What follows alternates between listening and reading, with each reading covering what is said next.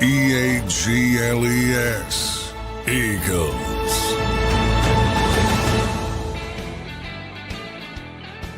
Welcome in, everybody, to a Tuesday edition of Birds 365 here on JAKIB Sports. I'm your host, Zander Krause. That's my co-host, John McMullen, the #1 Eagles beat reporter in town. We are now prepping everybody for an NFC title game in Philly, hosting the division rival Washington Commanders. What a time to be alive. Johnny Mac, how you doing on this Tuesday morning, brother? Frosty, a little bit cold locally.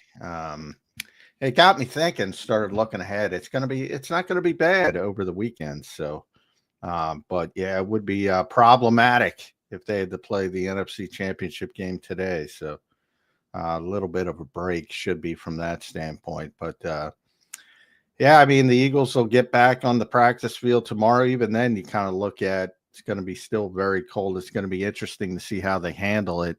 They've been practicing outside. I think they might go inside. It's just a hunch, but because Sunday right now is going to be 41, which is pretty nice for this time of year. So it should be perfect weather pretty much for football after the big snow game. Yeah, big 7 degrees where I am, John. I told you before the show, the dog's paws were too cold this morning. He had to run inside. So definitely a cold one today, and we will see what happens. I want to thank everybody for being here this morning, whether you're watching the live show right now. We appreciate you. I see you, Abe, No Limit, Flexing and Stepping, Chuck Hutton, Chan. What's up, everybody? Twiz the Jigga, Cody K. Anybody I missed, I appreciate you being here. Don't forget to hit that like button for us. Don't forget to leave the comments in the chat or on the video after the fact, and I will read them and try and respond to as many as I can. So thanks for being here, and if you're watching after the fact, we appreciate you as well. So good stuff from everybody checking in. John, we're 5 days away, right? 5 days away from this NFC title game, man. I put out last night. I got one minor concern here on this game, but overall, I feel pretty good about hosting the 6th seed, a rookie quarterback, a division rival, less talented, I think, roster here in the title game coming up in about 5 days. Yeah, I think that's fair to say. Anytime you just say hosting the NFC Championship game against the 6th seed, something went your way. Exactly. So, yeah, just from that talent perspective, great story. Like I said, Washington, it'll be talked about all week. It should be talked about all week, and it should give everybody hope. All these long-suffering fan bases. Chicago hires Ben Johnson yesterday. It looks like the Jets are zeroing in on Aaron Glenn. Some of these, in the case of Detroit, had a great season, but obviously haven't been the Super Bowl, haven't won a championship in forever. Some of these long-suffering fan bases, you can turn it around quickly if you hire the right people and make good decisions. That's what's happened finally in Washington in the post Daniel Snyder era. You can turn around very quickly in this league. It moves very, very quickly. And one player like Jaden Daniels can transform your whole organization. So it's a great story, but, rarely does it end on top of the hill. There's usually incremental steps you have to take. And I think Washington's going to have to take one of those incremental steps this season and hopefully keep building from their standpoint. Yeah, no doubt about it. I'm with you right on the way you just said that. Basically, they're great, and it's a great story, but they're not ready yet to compete with the biggest and the baddest, and that's the Philadelphia Eagles. We will see how that game goes. John, did you catch any of the NFC or the NCAA Championship last night? I did not. I shocked. So I'm a cord cutter. And I've gotten ready because it's just absurd. And I don't watch much TV. And when I do watch, do you use like YouTube TV or you just go streaming apps? I go streaming apps because I don't watch TV. And when I watch TV, I'm watching football, but I'm usually at a game during the game time. So that's not a big deal. And then all the other games you can stream or app, except the ESPN games. And I'm thinking to myself, but they put all the Monday Night now on ABC, so it's not a concern for me. And I'm like, they're not putting this game on ABC. I'm caught off guard. And it was just an ESPN game. And I'm like, I guess they had political stuff on ABC yesterday. I don't even know, but I'm like, well, screw this. I don't care that much, to be honest. So, and evidently didn't miss much. So, No, you didn't. um, they met, to, I guess Notre Dame made a big comeback late, but obviously they didn't show up defensively. But yeah, I was kind of caught off guard. And I'm like, really? They're not gonna put this game on. That's a bad job by the college football. There's 97 bad jobs, but that's another bad job. Because I'm like, I'm not gonna jump through hoops to watch this game.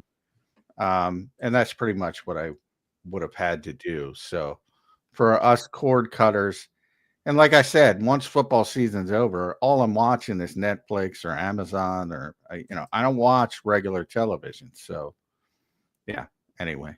I mean, for a league that I feel like can be easily boosted by the popularity of the league above it in the NFL, I don't think the NCAA football does a very good job. I mean, who decided to plan it on a Monday night, deep in the middle of the NFL playoffs, Next to on the an inauguration day? Yeah, I right. mean, it's just like there was no hype around the national. I had more hype watching Penn State Notre Dame a couple of weeks ago. Maybe that's just because of where we are, but. Still, anyway, Yeah, it was an okay game. I mean, Ohio State pulled away, and once they pulled away, you see our guy flexing in here. Go Buckeyes, natty champs. Big year for big flex. Now it's time for a Super Bowl. How you doing? I love it. I did find somebody yesterday on social media posted a bunch of Ohio State fans crying after, basically, and I don't mean literally crying, but complaining about Ryan Day after losing to Michigan. Oh, I'm giving up sports. Fire this guy. And then, national champions a couple weeks later. It's hilarious. Flex, that might be a direct call out on you. I don't know if that's Flex, if he's one of those. That might be a direct call. It was all over the place. So he was hating on Ryan Day. Now he's a natty champ, no doubt about it. All right, John, let's get into some Eagles topics here. All right, there's a couple things that I want to run back just on the divisional game. We're obviously going to turn the page and start to prep for that Commanders game. Any other takeaways before I get into just a couple of players that I want to talk about? Any other key takeaways that you had from that game? We're now well over 24 hours removed from that game, closer to 48 hours removed from it. How you feeling about it as we move now into the NFC title game? I mean, from the Eagles standpoint, I think it was a workmanlike performance, typical Eagles performance, running the football, dominant running the football, struggling at times throwing the football. They handled the elements better as expected. Although, I was thinking about it and I said, the 2 turnovers, were they really element related? I don't think they were. Kyron Williams, I talked about it all week. He fumbles. And Jalen Carter hit him on the button, so to speak. Nolan Smith just punched it out from Stafford. You're right. It's a good point by you. Yeah. I'm not sure it was related to the snow. Just, in the case of Williams, I'm sure the Eagles were hyper focused. They forced a fumble in the first game from him. When the Rams were driving on it was the opening drive of the game. They were driving right down the field, forced a fumble. I think it was Zach Vaughn in the regular season game. So he's got that reputation. So I'm sure they were hyper focused on the peanut punches, and Jalen Carter got it out. And then, as you mentioned, with Nolan Smith, I mean, I don't know if they were element related. So I look at it, typical Eagles performance. And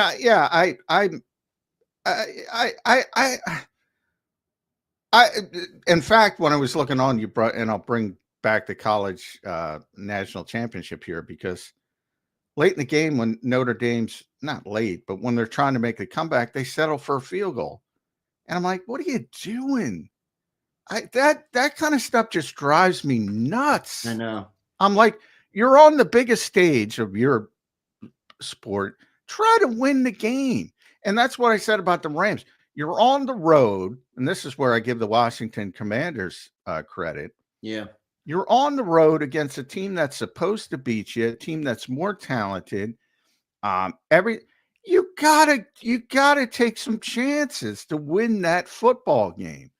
And so I was wildly disappointed on Sean McVay's standpoint of being, less than aggressive. Let's be kind. So I think more from the standpoint of the rent. Look, if you're in that situation, if I'm an owner, if anybody wants to give me, and by all means, please do, if you want to give me about $10 billion. If I were an owner, the only thing I would ask my coach is, are you going to try to win games? And I would bring up these situations. NFC Championship game on the road, divisional round playoff on the road. Are you going to try to win that game, or are you going to try to avoid difficult questions on the podium if it doesn't succeed? I want you to try to win. That's John, it. you're at a point where taking the points is never okay. I hate that. I hate the even sentiment, especially in high leverage situations. Look, I'm not saying in the first quarter. I'm not saying in week 7. I'm saying if you're on the road and you're an underdog, go try to win the game. Go try to win the game. Especially fourth quarter, you're down 2 touchdowns. Well, that's what, and even, you're 4th and 1 at your own 24. Mike Tomlin, I'll bring him up. He did this, and I love Mike Tomlin, but he's got to get out of this old school mentality. And you're down, you go for it. And you fail, you lose. You're losing anyway. Right. By begging off. Now, you had a problem with what McVay did, too, and the way he did it in versus the Eagles, right? Yeah, big problem. Well, here's the only pushback there is that McVay his team did have a chance to win. They were at the Eagles' 13-yard line with, 40 seconds left, with the chance to get in the end zone and win the game, and the points, I guess, made that a possibility. I got just playing the other side of it here. Well, yeah, Jake Elliott made it a possibility. There's a lot of things that made it a possibility. But that's kind of the point. That's what happens in football. A lot of stuff has to go the other team's way or your way. Well, yeah, but I say all the time, all you're doing is playing the odds. Joe Montana. Tom Brady taught me this because he described it so perfectly. He did. All you're doing as a play caller is playing the odds. That's it. All right, what do they do? What are their tendencies? What do they usually do in this situation? 3rd and 7, 3rd and medium, 3rd and long, 3rd and short. What do they usually do? That's all you're doing. And then you go up to the line of scrimmage as a quarterback and say, oh, they're not in it, and try to get yourself in the best play possible. That's all you're doing. Simplified down, boiling it down. You're just playing the odds. And the most prepared tend to be the best at it. Same thing from a coaching standpoint. If you can, how many times do I say on this show, you can win an NFL game a million different ways? Green Bay won a big game, big playoff game a couple years ago by blocking a punt. Right. You really want to count on 2 missed extra points? Right. You're trying to control to improve your odds. Exactly. You could say that in hindsight, you'd be right. You're always right. Everybody's always right in hindsight. And if you want to count on missed extra points, Godspeed. That's not a good odds play. Even though it worked out for the Rams on that particular game day, and they had a chance with the 13-yard line. And by the way, if Jalen Carter doesn't make that sack, oof. I don't know if you saw the clip of that play. Yeah, the guy running wide open in the middle after the defender fell. I forget who it was that fell, but yeah, I saw it. And that might have been game over. And I turn it back to Eagles fans who get upset when you point out, you don't know how close you were to being incredibly angry. And when I say Jalen Carter saved the season, Jalen Carter saved the season. Yep. He might have not got it. He might have got tackled at the 1 or 2. I had one guy DM me. He's like, I was at the game. I'm not gonna lie to you, Zander. We were hurling curse words on the last drive, assuming that we were going to lose the game in the last minute. I'm like, that's very Philly of you, my friend. Oh yeah, that's. I don't even think that's Philly. I think you're always waiting for the other everywhere. shoe. But no, I would say wait till it happens. Gotta cheer on your waiting defense. for the other shoe to drop. And but yeah, my whole thing, if I'm interviewing a coach, I want a coach who's going to try to maximize his potential to win. And for the most part, I think Nick Sirianni does a pretty good job of that. Yeah, you've been a little critical of him kind of pulling off. If anything, he's gotten too less aggressive. Not a lot of the that kills the take the points people and all that. And do you believe that's entirely influenced by outside opinion, not his own? No, I think he's wavered a little bit on, Jake's not having a great season. Yeah, I think that's a factor. Yep. Despite but I would take that reality and turn it into a positive and be more aggressive. Like I'm not playing field position. I'm just not. If I'm plus 50 and meaning on the opposition side of the field, I'm going for it. 4th and 3 or less. I'm going for it every single time. And Nick will say, well, you can't just have a blanket. Yes, you can. Every single time. Put incredible stress, incredible pressure. And there are, I will say to his point, there are extenuating circumstances. We got to see how healthy Jalen Hurts is. Yeah, we're going to get into that in a second.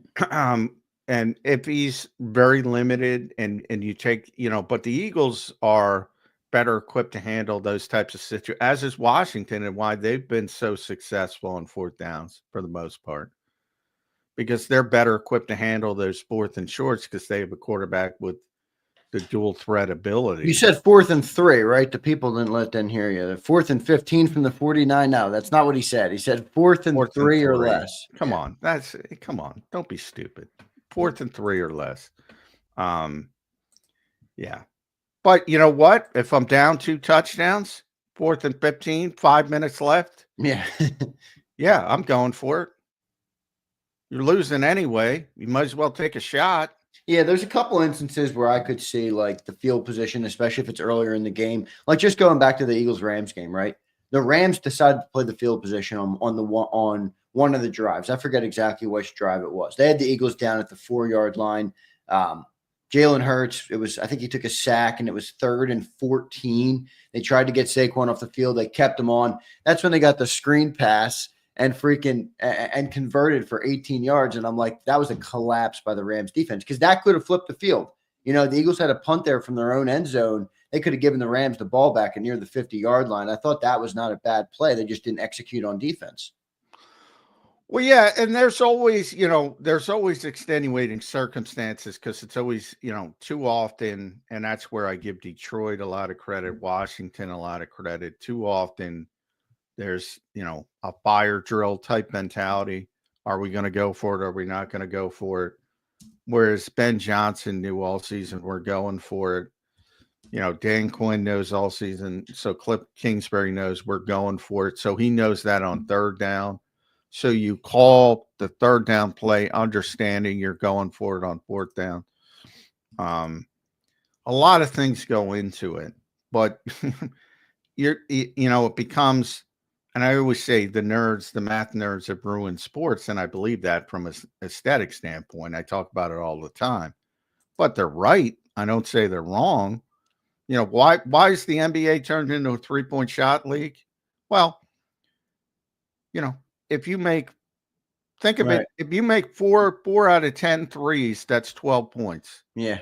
That means you got to shoot 60% from the floor inside the 3-point line to equal that. To keep up with it. Exactly.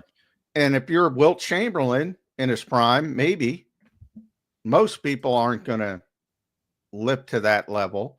So, and then when you get these 3-point shooters that surpass that 40% range and make everything like the Steph Currys of the world when they get hot, then it becomes an easy equation. In baseball, they sit and they crunch their numbers and they say, it's more likely you're going to hit a 3-run home run than you're going to go station to station to station baseball. They look at all the numbers and say, well, what's the odds? You get a 3-run home run or you get single, Right. And they're always right. Now they ruin the aesthetic nation of sports. Same thing in football. You got 4 downs to stop somebody from going 10 yards. 4 downs to stop the Philadelphia Eagles with Saquon Barkley and that offensive line and all those receivers, even though the Eagles are not humming in the passing game going into this season. You got to stop that freaking team to go 10 yards in 4 plays. The incredible stress that puts on the defense. It's just it's unbearable. So many times you'll see defenders go, they'll put up their hands, sport down. You know, well, you better get ready with Detroit. You got to better get ready with Washington this week. If you're the Eagles, if you're putting up your hands and it's 4th and 2 on your side of the field, you're not coming off. You got to stop them again. Incredible stress on the defense. Yep, no doubt about it. Good stuff there, Johnny Mac. Let's dive into a couple things I want to talk about here. I want to thank Jonah for becoming a member. And again, appreciate everybody being in here this morning. We love having you guys in the chat. We appreciate all the support as well from each and every one of you. Johnny Mac, I want to talk real quick. All right, we're going to get into this Jalen Hurts knee because it is my concern right now for the game. I want to ask about one player from the NFC divisional round game. Before I do that, any updates on where we are in Eagle Land today? What's on this agenda today? A lot of people are waiting for injury updates. I told them, hang tight. Yeah. Hang tight. Won't be coming till later in the week. We'll be lucky to get some tomorrow. But I would assume later in the week they will come. But what's going on in Eagle Land today? What did Nick have to say yesterday? Anything notable to share with the people? And what's on the agenda today?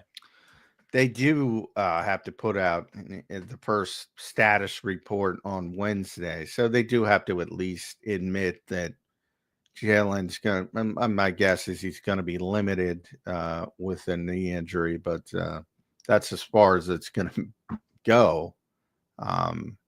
They're not going to obviously say, oh, it's a big problem.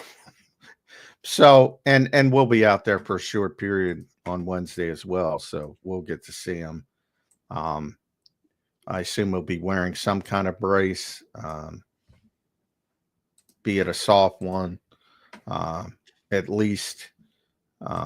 So I don't think there's any doubt he's going to play. The only question is how limited is he going to be? Right. And that we're not even going to know till game day. Because I don't think there's any question he's going to play. We have to see how effective he's going to be. Yeah, right. And for all the Twitter doctors who've talked about MCLs, PCLs, meniscus, and some of them are very good, you heard something, and it's not a positive. So, how limited is he going to be the question.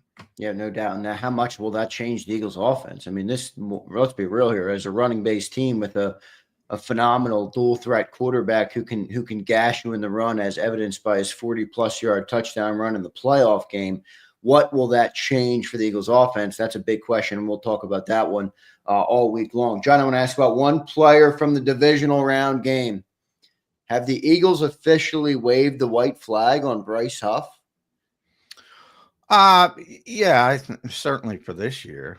I can't believe that. They don't even believe he has any value on any down ever.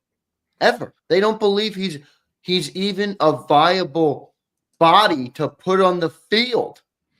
Well, I think it's it's one thing to not get 10 sacks. All right.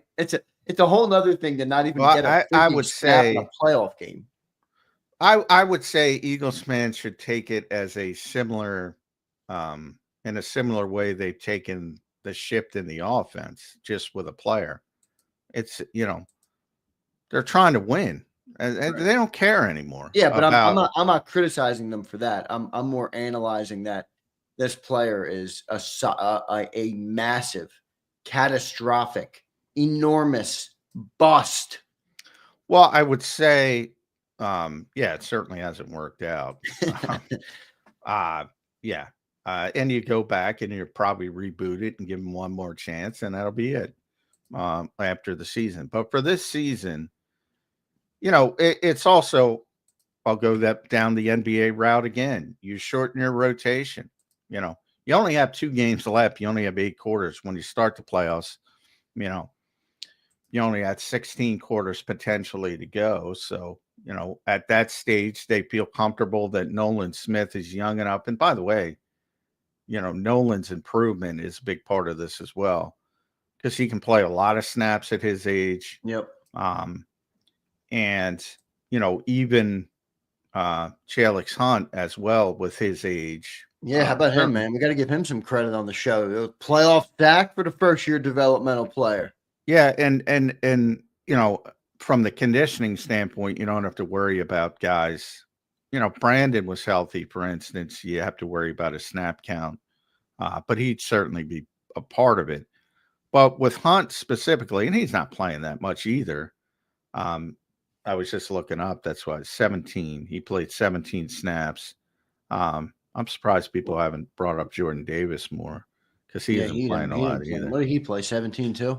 17 too. Yeah. So you think about Carter specifically. I mean, they had 71 defensive snaps. Carter played 69 of them, which has been typical. He's been unbelievable. And Nolan Smith has played 58. So, I mean, those guys,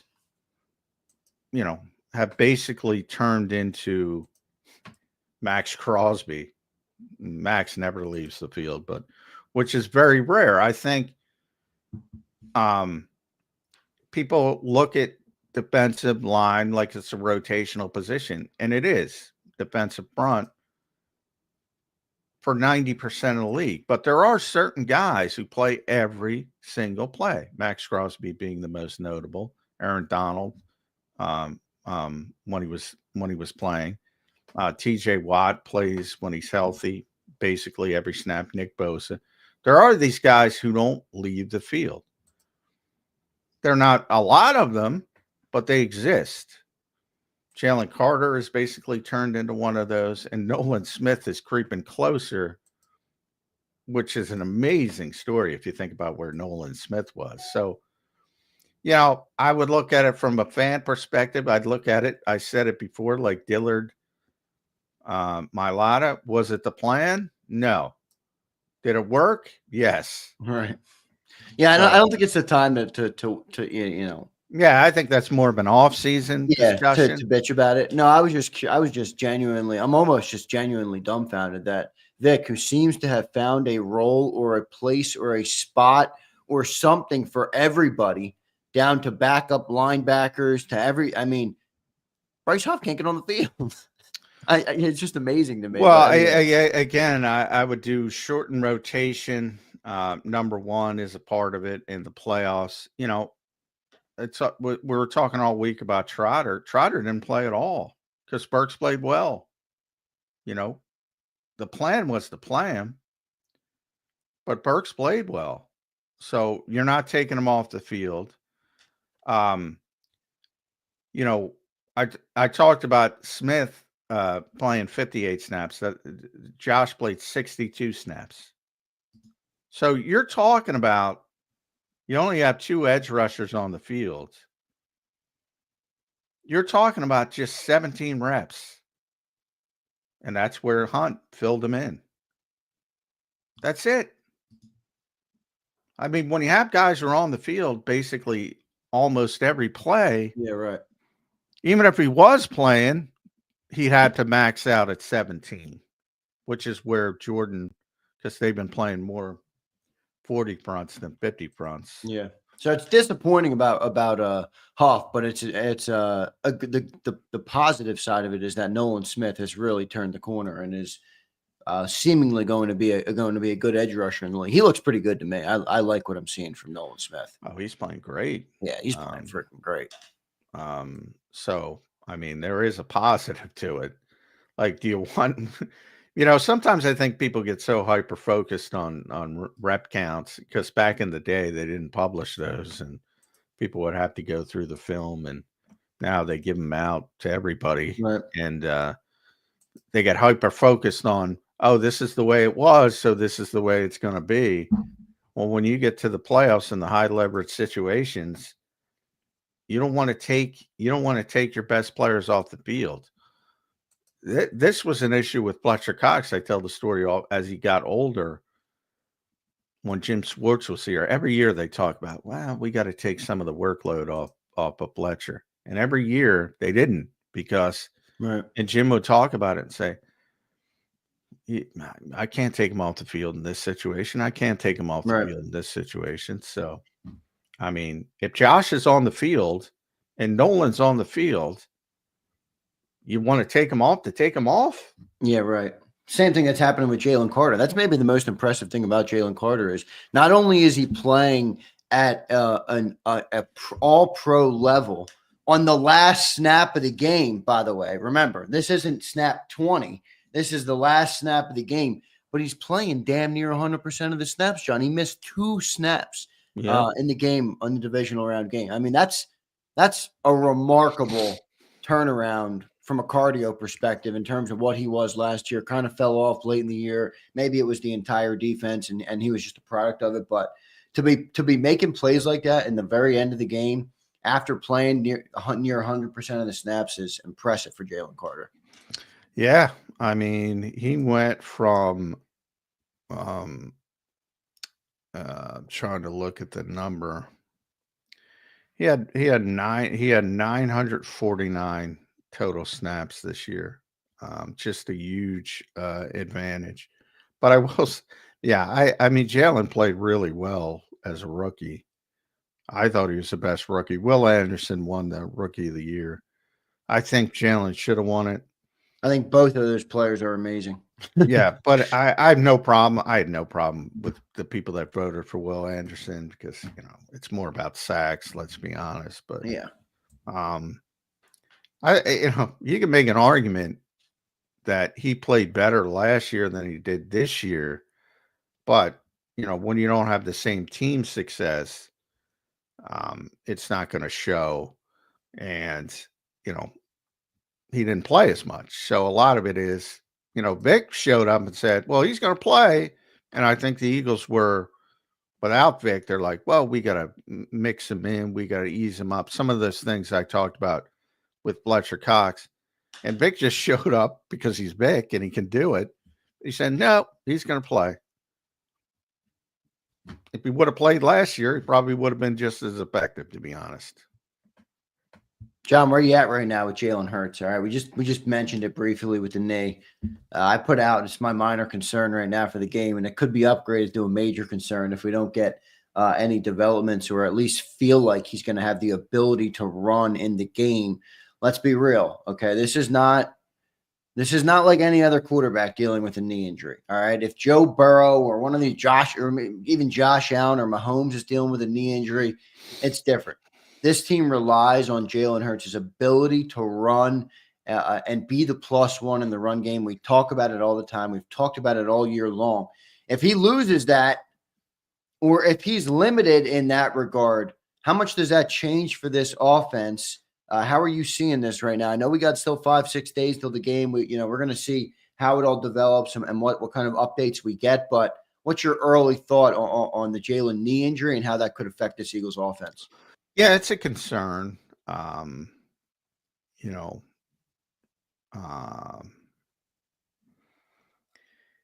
Saquon's having a great season, but I think everybody knows that. But yeah, at the +1 impact of Jalen Hurts is a big part of it, as well as the offensive line. So, it's one of those things. And the problem is Washington has really smart linebackers, not only really good linebackers, really smart linebackers.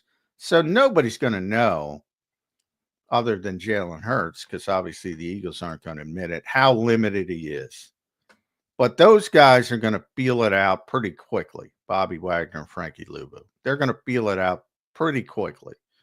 And if they sense early in the game, all right, you don't have to worry about him as a runner nearly as much. All right. Yeah, I mean, it'll become much easier for them to focus on Saquon. And then it potentially could turn into a situation where you're going to have to throw the football to win, which we've been talking about all year.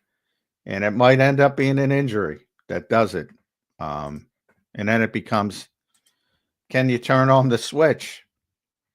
People keep saying, well, they'll turn on the switch when they need to. Well, you might see it. They might Right. need to because of this injury. Yeah, it's definitely possible. There's no doubt about it. And we're going to see how that all plays out with the knee. John, I read a stat the other day, and I'm forgetting who it was from. So sorry, I Probably can't. Jeff Kerr. It might have been. It might have been I'm Jeff sure. Curry, who's our statistician. But Saquon Barkley has long touchdown runs of 60+ yards this year against both 8 men in the box and 9 men in the box. All right. So I view that though as a benefit of having Jalen Hurts as the +1, because when he pulls or makes it look like he's going to pull, you get the defense off one step to the right or wherever it is, and then it opens up holes for Saquon Barkley. All you got to do is get past that second level, and he's off to the races. If you lose that ability, as you mentioned, it's gonna be a lot different of a ball game and easier to maybe take Saquon Barkley out of it. Yeah. Well, and that's why I don't like stats. Give me that stat again. Just that he has, people say stacking the box versus the Eagles is the best thing to do, but Saquon Barkley does have 2 touchdown runs of 60+ yards with 8 men in the box and a touchdown run against 9. Were they against the Rams? I think so. I think so. So, I mean, I don't remember exactly what the stat was. 4 of his 60-yard runs were against the Rams, touchdown runs. 4 of his 6. Number one.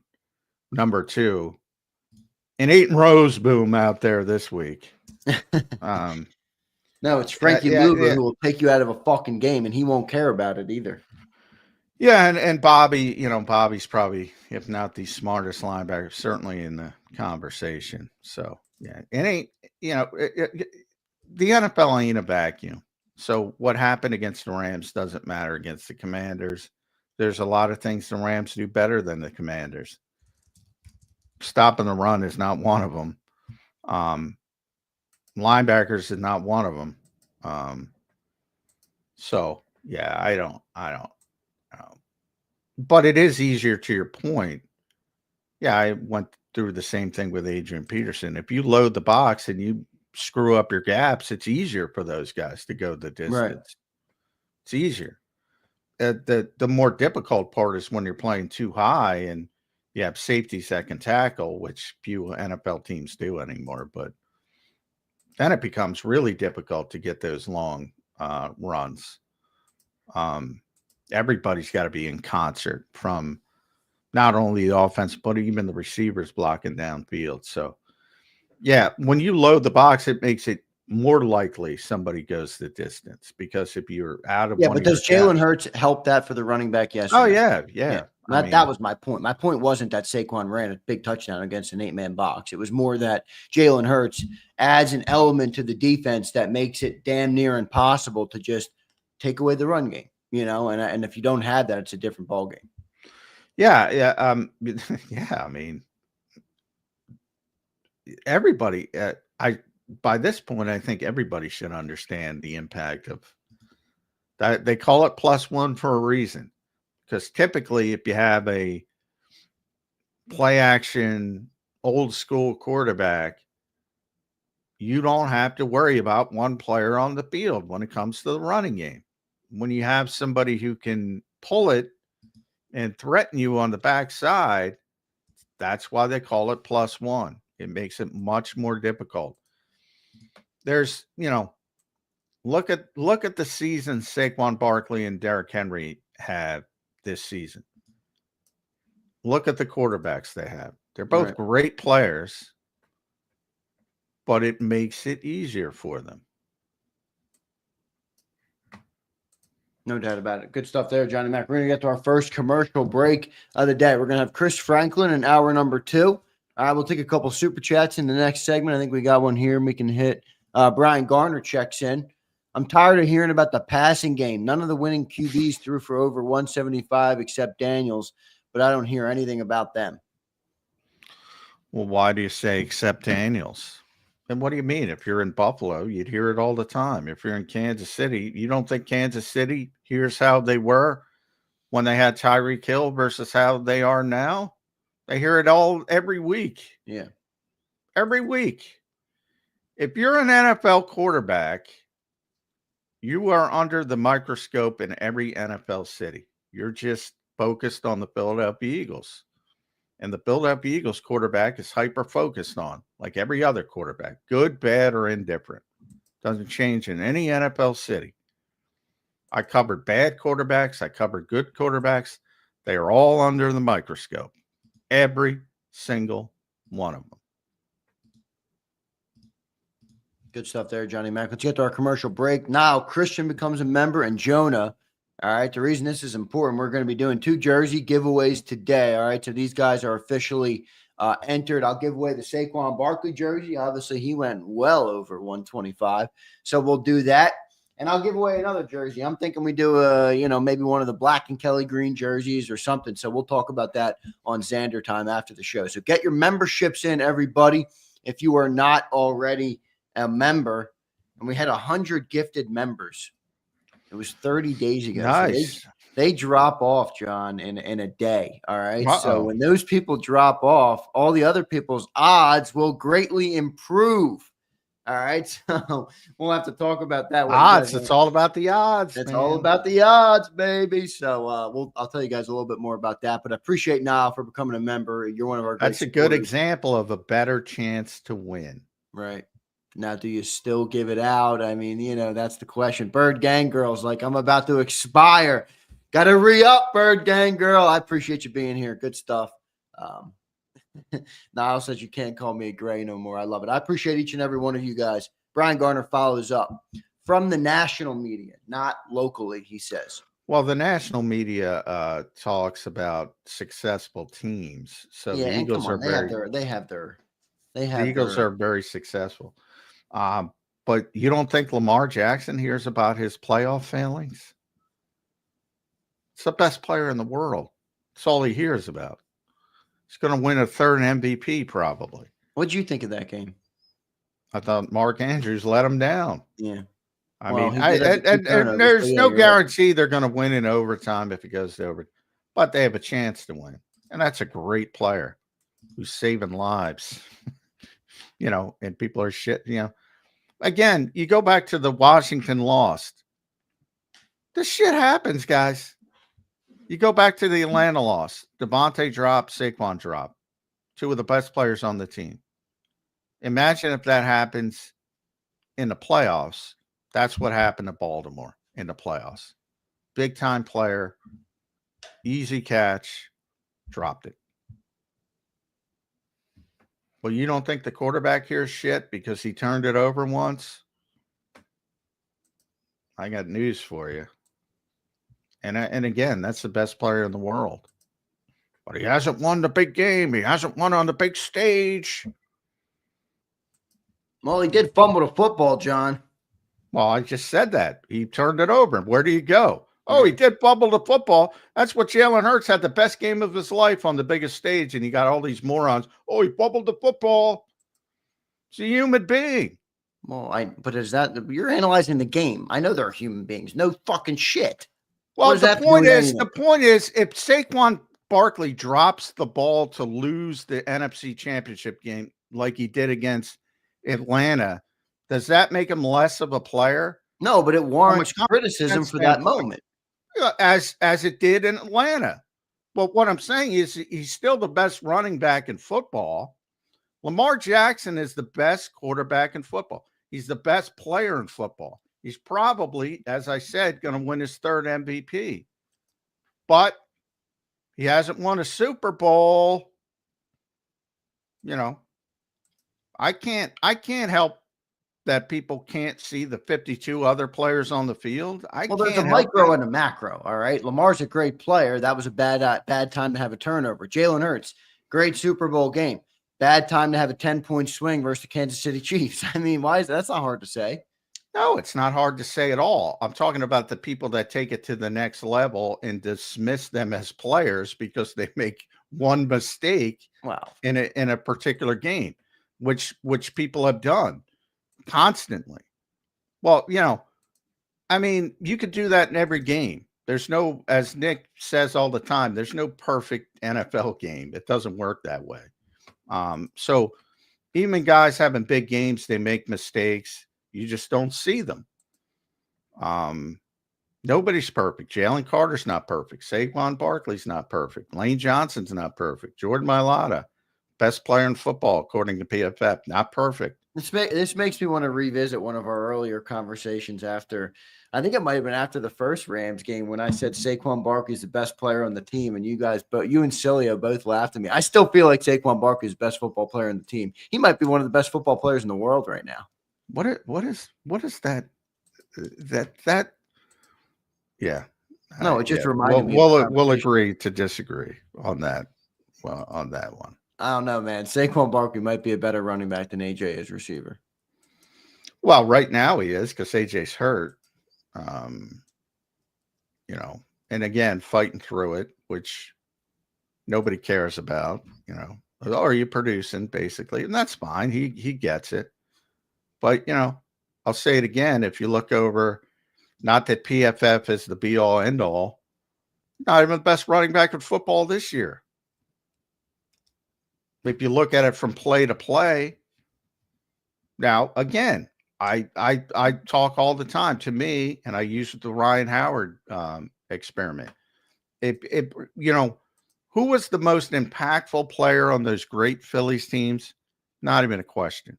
Ryan Howard. Who was the best player? He wasn't Ryan Howard. Just from a 5-tool baseball perspective, right? That's what we're talking about. So.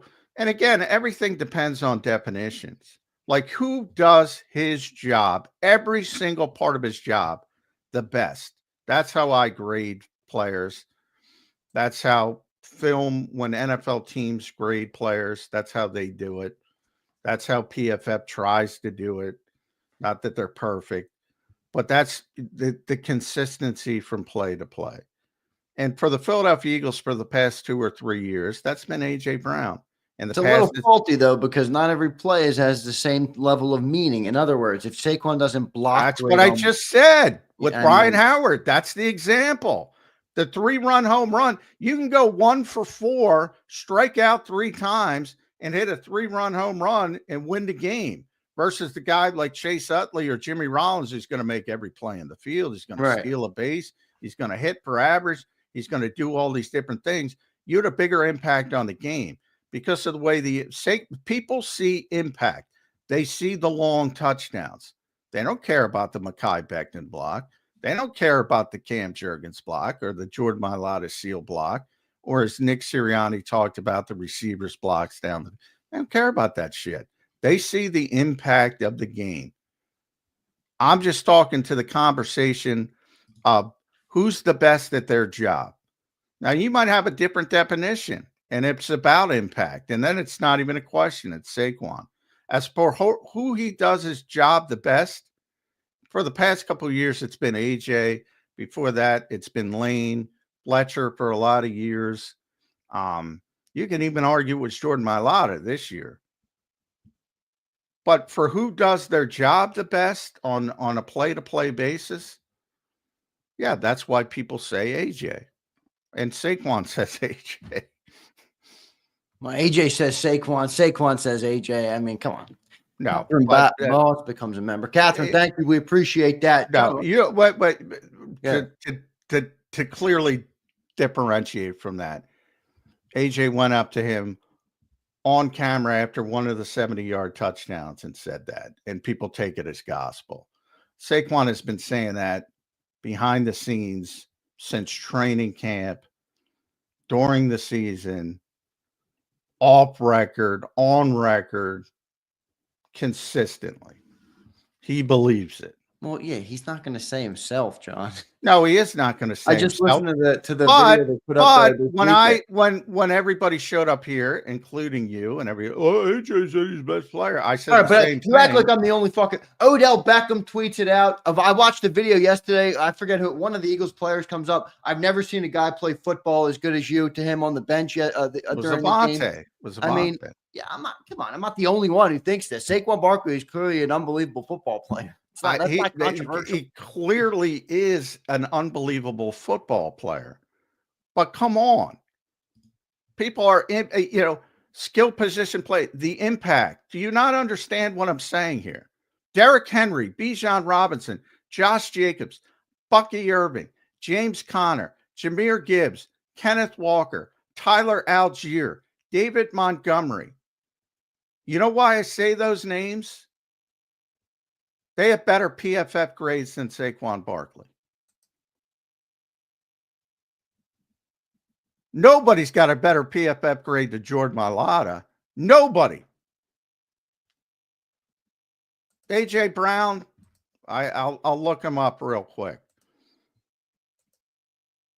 I'm not a big fan of that metric for this conversation. Well, I know you're not a big fan because it doesn't work. But if you're talking about Jordan Mailata, these knucklehead Eagles, oh, that's great. Oh, but they made a mistake on. No, but I've never. I don't dismiss PFF like that. That's unfair for you to put that box around me. I think Saquon is a harder player to quantify based on the way that they grade, and you've explained very clearly the way they grade. A harder player to quantify. To grade. He's a harder player to quantify for fans because they get obsessed with the splash. That's the harder point. Again, if you look at it, splash plays don't have a greater importance than a block. Did I not have seriously? Did I? I know you said that, but you're acting like you didn't say that with your other conversation. No, because you're acting like I didn't say it. No, I said that's. I gave you credit for saying you keep going back to the same thing. Here's the bottom line: 78-yard touchdown, 62-yard touchdown. Okay, that's phenomenal. That's 2 3-run home runs in the same game, basically. Okay. That is, quick math, 140 yards. He touched it 24 other times and got a total of 65 yards. Why can't you see the other end of the spectrum? I can, but I think those 2 plays are worth more than if he had a better average on the other 24 plays. I'd rather have the 2 home runs. I get that. But if you look at, I think you can understand my baseball discussion of the 5-tool player. Absolutely. I absolutely can. So that's what people are saying. Who does their job the best from play to play to play? And that's why he's not in the discussion. That's it. I'm with you. The 3-run home run is more valuable. But that doesn't mean he's better. And forget about AJ, because some people have a problem with better, that Jordan Mailata has been this year. Well, that was my only point about PFF. I wasn't trying to take a shit on it. I think I've been pretty fair with it all year. But do they have the proper way to grade those big impact plays, in your opinion? That's what I'm saying. They're not grading the same way you're grading. They're grading the way NFL teams grade. So when Nick Sirianni's looking at the film, he's saying, great play, great play, great play, great play, great play, shitty play, shitty play, shitty play. He's correcting the shitty plays. Right. They look at it differently. I'll take Saquon Barkley. Well, I know I'm not going to change he's not going to win the MVP. I hate to break it to people. He's not the best player on the Eagles. He's a phenomenal player. He had a historic season, but that's not good enough for people. He's not the best player in the world because Avonte Maddox says it. Ask NFL players. They're going to say Lamar Jackson, the vast majority of them. He is the best player in the world, Lamar Jackson. I'll say, in my opinion, all right, not in PFF or whatever you want to else. In my opinion, Zander Krause's opinion, I think he's a top 3 football player on the planet this year with the impact he's had on this team. In Zander Krause's opinion, can a top 3 player in the NFL be anything other than a skill position player? And I'll take quarterback out of it because quarterback is the most impactful position, so that's understandable. But I'm not even picking on you because I understand what you're saying. I'll ask all the listeners as well. Conversation, though. Yeah, I'll ask all the listeners as well, and if they're honest with themselves, the answer would be no, because that's all they're worried about. Well, yeah, because Jordan Mailata, unfortunately for him, doesn't have the ability to have 2 6 breakaway touchdowns or impact a game like that. I get what you're saying, but I don't know, John. He has damn near quarterback numbers in terms of yardage this year, dude. He's got like 2,500 yards. It's pretty insane what he's doing for this team. He's having an historic season. It's a different conversation. Again, and I asked Nick Sirianni this question yesterday because for the first time, I heard it twice this week. For the first time, I've never heard it before. For the first time, I heard two different people say, this is one of the greatest offensive lines of all time. That's definitely true. And they definitely help Barkley. I can easily acknowledge that. And I started thinking about it. And it's interesting because, Washington's coming in this week, and it's been a long time. But, the old Hogs for Joe Gibbs and the old Redskins, that's one of the greatest offensive lines of all time. And you start to think about, is this one of the greatest offensive lines of all time? It's not like it's not like you have a small sample size with Saquon Barkley. He was a great player in New York. But you saw what he was for 6 seasons. So, is it the chicken or is it the egg? I hear what you're saying, but didn't he overachieve in New York with that shitty fucking team? Seriously, he had the shittiest players around him. Well, obviously, the support, that's the whole point. All right, you can only get to a same, Nick's. Yeah, you need, Nick's Saquon's not Saquon this year, or a top 3 guy, like I said in my eyes, without the offensive line. Well, you've already seen he's not a top 3 guy by himself, And again, I'm taking quarterback out because quarterback can elevate, take impact, and so I'm taking quarterback out of it. Receivers can't be that unless they have a vehicle to get the football. When Nick says it's the ultimate team game, people turn off and they say, they roll their eyes when he says all this cliches. You can't be great without the greatness of others. It turns into a cliche, but it's not bullshit. Doesn't he kind of have like a quarterback level impact though this year on this team? Saquon? No, come on. That's, how can a running back? We're a running how can it, like I say about quarterbacks, whether they're the best, mediocre, the worst, they are the most impactful players on every single team by the nature of the position. Well, that's because that makes sense.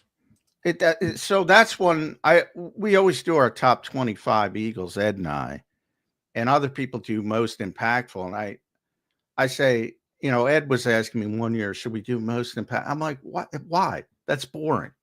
It's always the quarterback. Always.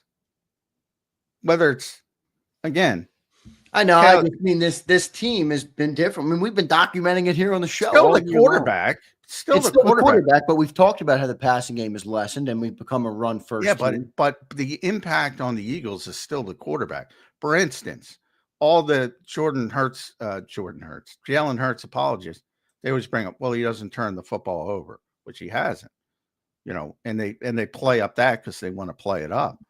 Well, guess what? If he did turn the football over, he'd be the goddamn most impactful player on the field. The fact that he doesn't, people just don't recognize it, but that's a big part of it. Again, if you can go all the way down to the worst starting quarterback in this league, he is the most impactful player on his team in a negative way, but the most impactful player on his team. That's the position is so much more important than any other position on the field. It's just not, you're not possible to have that's not an insult. I understand what you're saying. The only thing I would say to you, I would surmise to you would be, without Saquon, I don't believe this team is close to a 16-3 football team. And because of that, I feel as though his impact on the Eagles is QB-esque, QB level. I'm not saying he's a QB. I know he doesn't touch the ball every play, but Well, he's been that great. what would the team be? Well, I agree with you. They wouldn't be 16-3 without Saquon Barkley. But what would they be with, you know, the Minnesota Vikings offensive line that we saw 2 weeks ago? That's a good question. I mean, I don't know. You can ask that about, Can ask that about the quarterback too, though. Yeah, you can ask that about everybody. Are they a 16? They're a 16-3 team because they're a good team.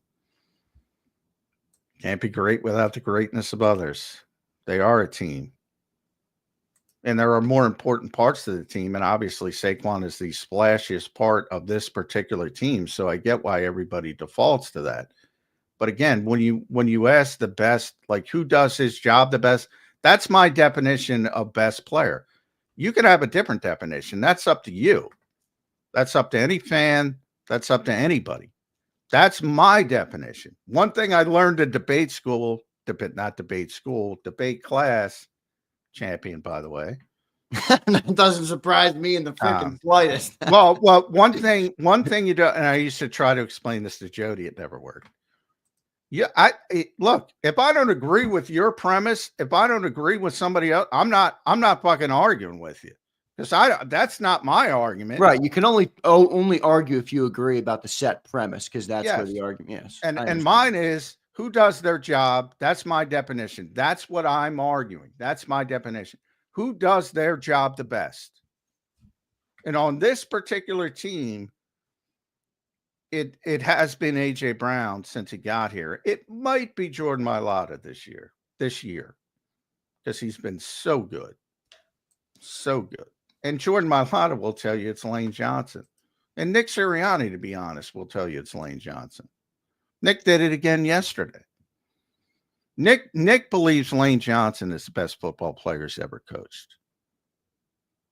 He believes who? Lane Johnson is? Yes. That doesn't surprise me. That was an all-time McMullen line. Champion, by the way. Well, I was. Well, I honestly, truly, in my heart of hearts, believe that. And if you made me pick on guessing, I would have guessed that. No, because I like it would drive Jody. I'm like, all right, I don't give a shit about your premise. I'm not going to argue your premise. What was that, like debate school in college or something? Yeah, that's debate school. That's the first thing you learn. You're never going to win debating somebody else's premise. I forget. Like, we had something in high school that was similar to debate school. I forget what it was called. Not debate school. It was mock trial or something. I forget what you think it was. It's a debate class, but yeah, if you've already lost if you're debating somebody else's premise. Makes sense. All right, we got to read a couple of these super chats, and they're shitting on you. I don't know why, bro. John crashing out. Come on, Brody. No, he's not. We're just having a conversation. Isaiah Douglas. How many of those guys are still playing? I don't know who you're talking about. Sorry. Isaiah, if you follow up in the chat. I was talking about guys who got knocked out of the playoffs.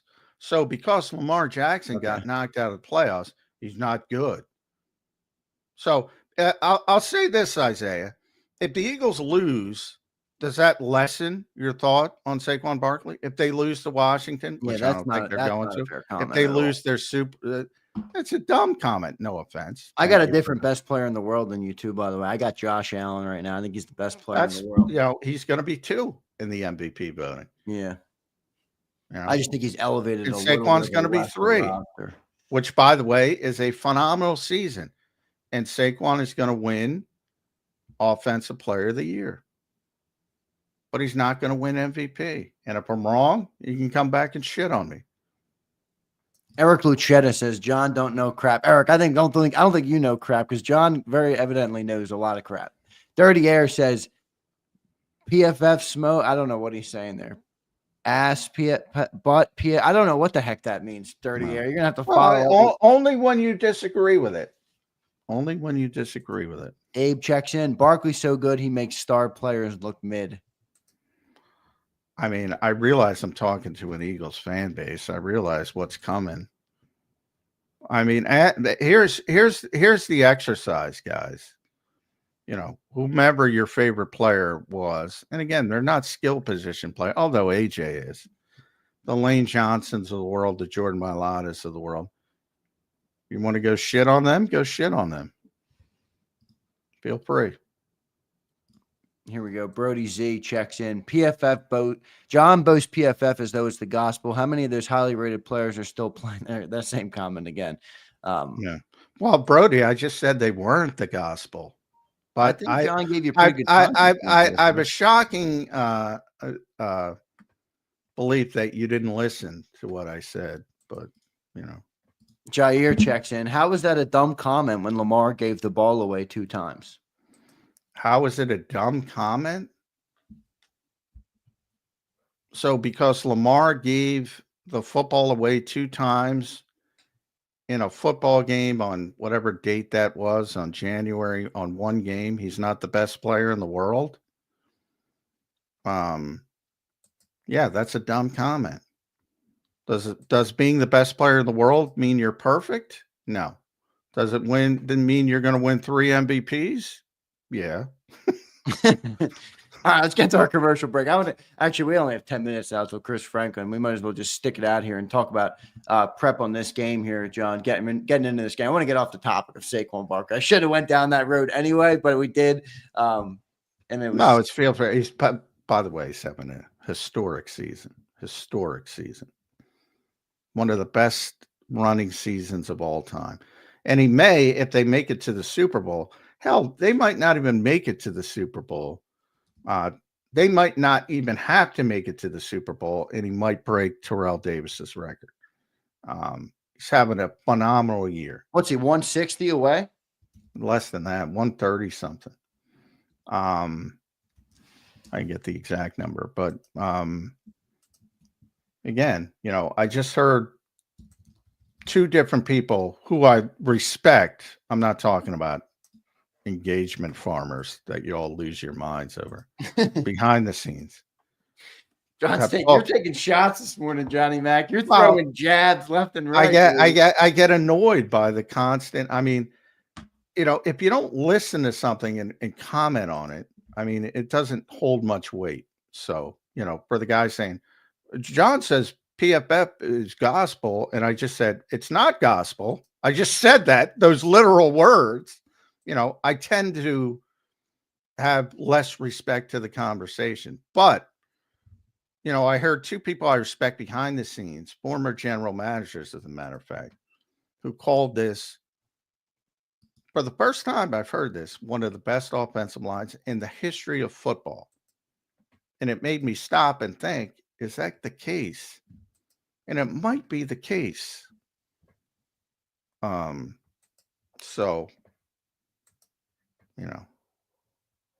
I think it all comes, and that's why I brought up the Nick cliches about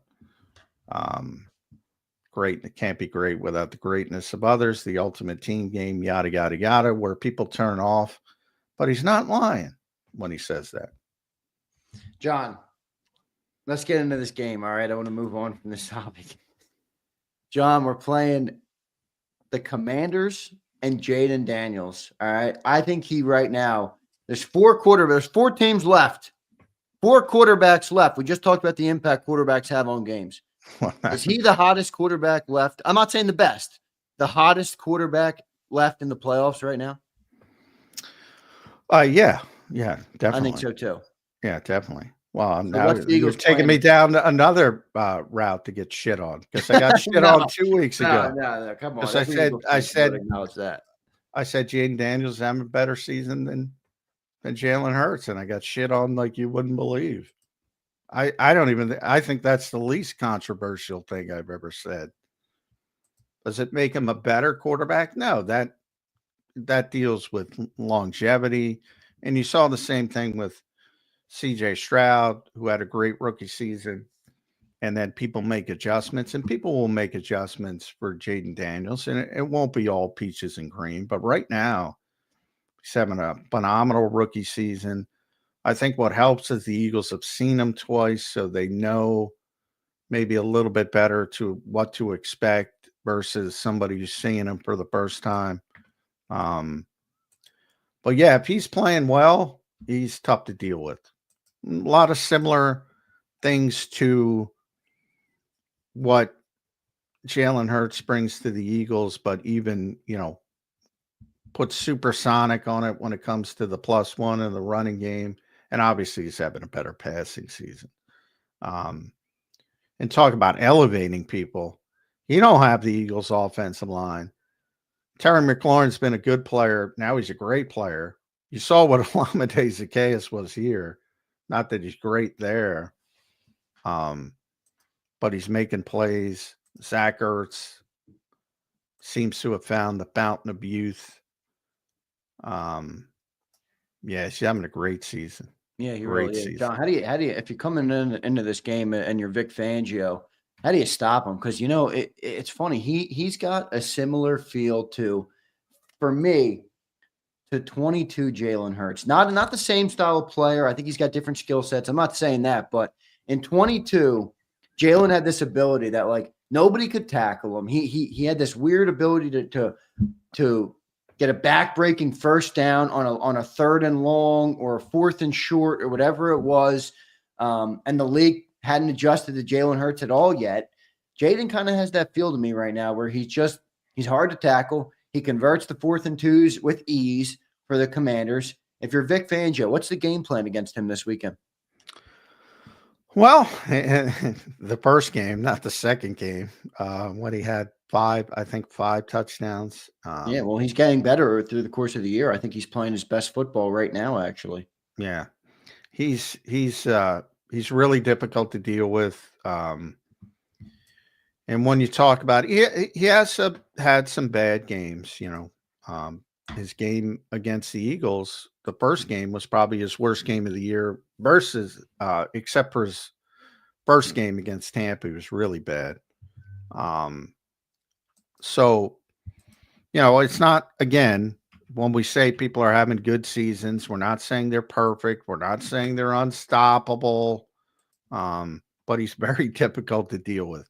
And if he's playing well on a particular game day, then then you start to go, all right, it's going to be tough. And I think the Eagles have the best defensive coordinator to deal with it, but that doesn't mean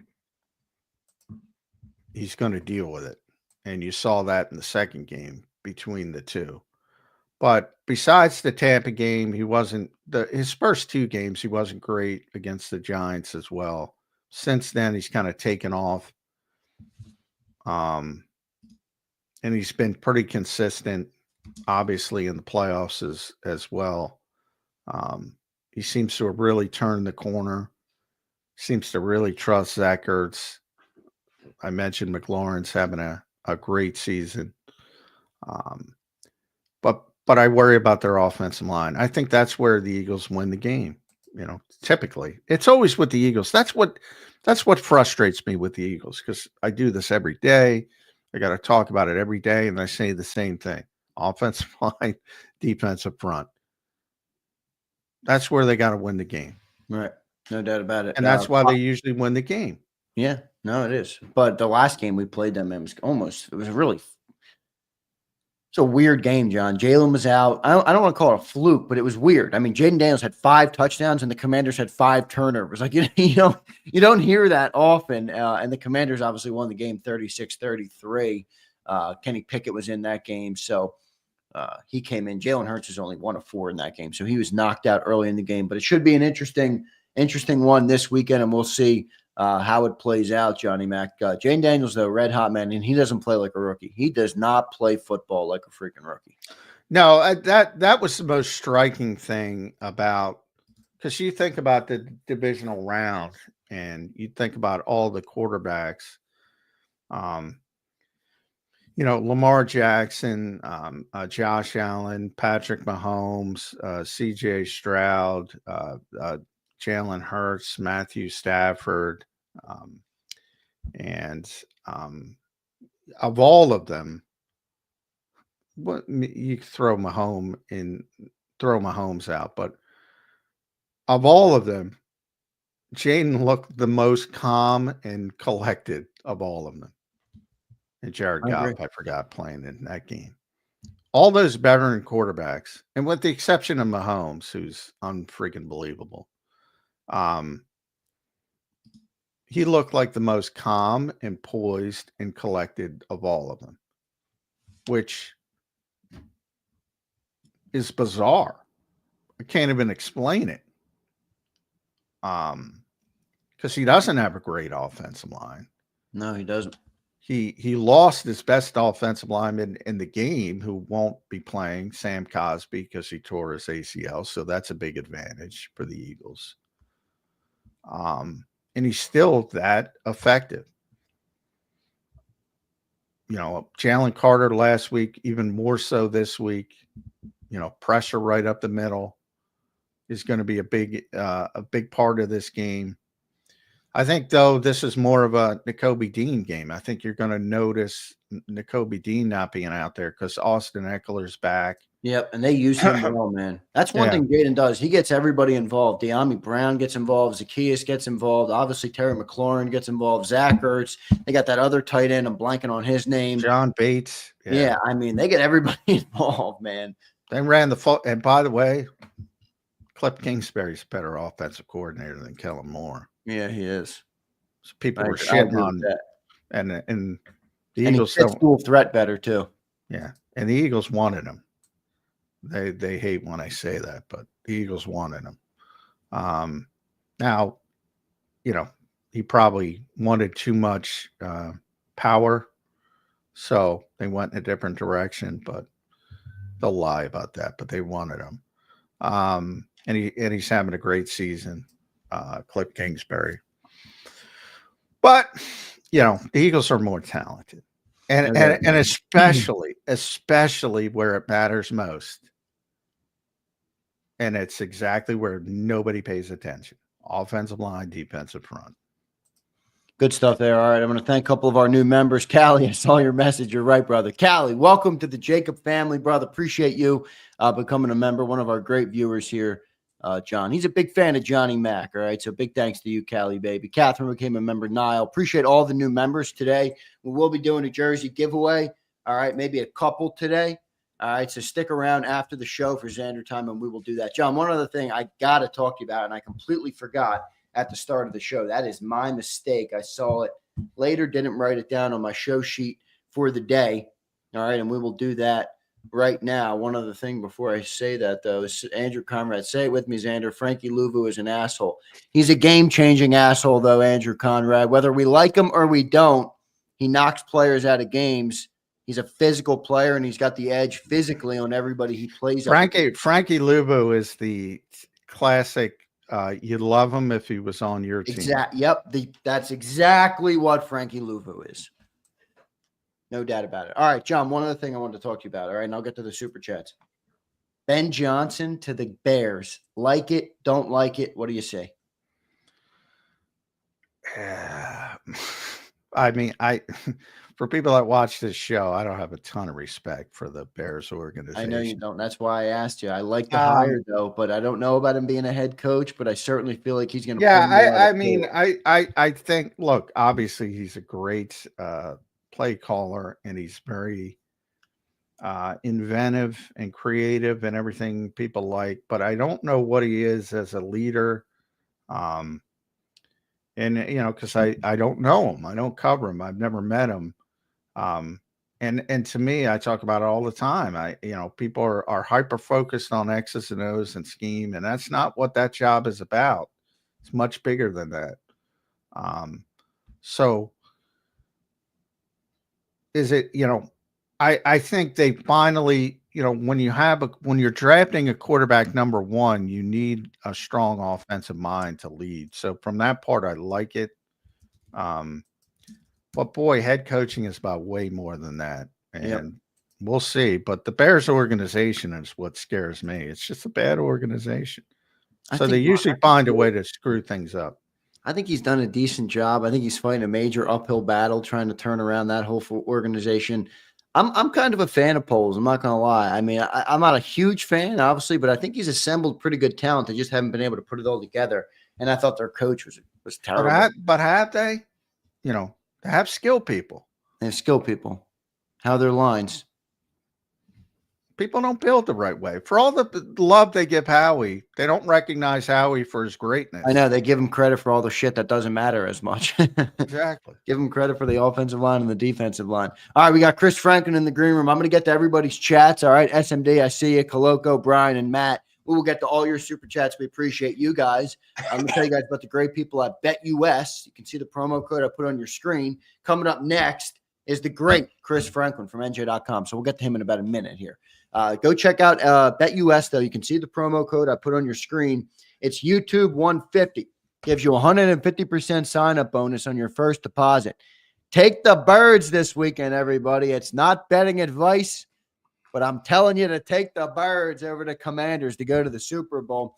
Use the promo code YouTube150. You get 150% sign-up bonus on your very first deposit, and you get 125% on your second and third deposit, all up to $2,000. So deposit less and bet with more at BetUS. Go to betus.com.pa. That's betus.com.pa. Let's go to our main man, Chris Franklin, joining us now on Birds 365 from NJ.com. Chris, welcome to the show, man. How you doing on this Tuesday morning? Hey, I'm doing great, guys. Welcome to championship week. How are you guys doing? Championship week. We're going to get a different backdrop. We're going to get that NFC Championship backdrop. They might even trot the trophy in. Oh, please get that ironing board, the one looks like iron. Nah, I miss the old Hallows trophy, man. That one just was like, all right, yeah, it's there. No, I don't even know what it looks like, to tell you. It looks like iron. Yeah, I don't even pay attention to it. Yeah. But it's a big game, and I don't think it could have shaken out better for the Philadelphia Eagles. I mean, you want to be at home. It looked like we'd all be going to beautiful Romulus, Michigan. Now the game is in Philadelphia. Obviously, it's a very difficult place to play. 2017 championship game, 2018 championship game, actually. 38-7, I believe, was the score. Hassan Reddick ruined the NFC Championship game in the 2022, so 2023. I believe that game was 31-7. Should Washington even show up, Chris Franklin? Yeah, I think it's going to be closer than a lot of people think. I mean, so closer than 38-7 or 31-7? Just a bit, just a little bit closer. Yeah, I think it's going to be a lot closer than that. You look at this team, and I know a lot of people discount the whole third game against the big. I think it's a divisional opponent, which they know you a little bit too well. It's not extra prep they have to put into you. So, yeah, I think this game's a lot closer, and they're coming on with a lot of momentum. I mean, beating the Lions with their defense was, I don't know how they got that far with that defense sometimes, but Aaron Glenn was that good of a coach. But yeah, they took advantage of that. But I think you're going to see it. I think we're going to see a very entertaining, very tight game for most of this Yeah, week. like they normally are, right? Eagles and Commanders games normally are pretty close. Well, Chris, the obvious is Jaden Daniels, right? And he's obviously the biggest thing you got to factor for this game. He's a game-changing player. But from the Eagles' perspective, I want to give you my biggest concern, and I want you to either alleviate it for me or double down and make me feel worse about it. The Jalen Hurts knee injury is weighing on me, Chris, because we've talked about all year how this team is such a dominant run team. They don't have the greatest passing offense in the world. That's not a knock. That's just the truth. They're not a great passing team right now. If you take Jalen Hurts' knee out of the or his running ability out of the equation, how does that change this offense? How does that change the approach to the game? How concerned are you about Jalen Hurts' knee coming into this game? I'm concerned because the way I look at it is if he's a +1, he's basically when you have him on that field, if you're the edge rusher, it affects that edge rusher for Commanders. And I'm looking at him like, if he's not mobile enough, they're going to test him early. I would be surprised if they send a couple guys off the edge, even if they try to throw the ball early, try to establish a rhythm. They're going to try to see how mobile he is. And if he's not mobile, and they know they can start stacking the box a little bit, and Right. I would be surprised if they start rolling up those corners and really trying to test them and try to revert into like a one-dimensional offense. And it might be one of those things where you say, you know what? I don't know the severity of it. And he said he's going to play. I don't know the exact area, location, what have you. But if it's just something like a contusion or whatever, I think it'll be fine. But if it's something that's MCL-ish or something like that, and you worry, he's got that brace on and worry about cuts and everything, I'm a little concerned about that. So just gotta wait. I'm really curious to see how he looks around, especially early in that game.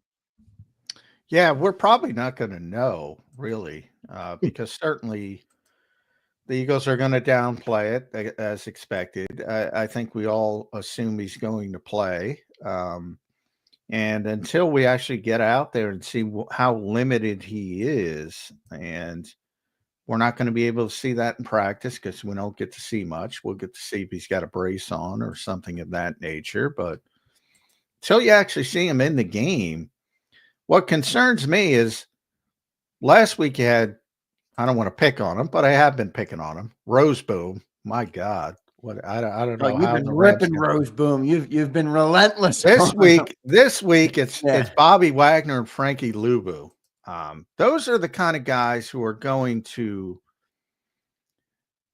know pretty quickly whether they can not focus on the running aspect of it with the quarterback, and that makes it obviously the domino effect of that easier to focus on Saquon Barkley. Does that make it more difficult for them to run the football? Domino to that is you got to throw the football more. We've had this debate all season. We're going to have it all season until they win or lose. Can they turn on the switch and throw the football consistently? They did against Pittsburgh. Yeah, they did. I just want to see more consistency out of it. And the thing was, you did see the opportunities. It was there, and whether it's like whether he held the ball too long, whether it was AJ the drops, a couple of those drops as well too. Yeah, I think he can, but there's also I don't think there's going to be anything like hey, he's putting up 330 yards, but I think he can be efficient and make about 250 yards. You can get Dallas Goedert involved, I think, in terms of this defense. If you get Dallas Goedert and you find him scheming up, this is where I want to see Kellen Moore and how he schemes it up, because if he can get him against Bobby Wagner, I think he's a lot like he's been targeted the third most in his playoffs so far. And he's given up 108 catches, 100 yards. And I like that matchup if they can find a way to get that open and get him against that, because I think he'll get some separation as well, too. So I look at Kellen Moore. It can't just be, okay, we're going to run a bunch of option routes. Defense basically dictates what you're running in that terms of that. I want to see him come out with a couple plays and take a couple shots and build off. We've heard so much about how much they build off of certain looks and that. I want to see what he has for his commanding team that they haven't seen before, because, yeah, they're from his time back with the Cowboys all the way through to now, like in those two different coaching staffs, what have you, but they're very familiar. I mean, Dan Quinn knows the guy so very well. So Yeah. I want to see how to do it. I think it is there.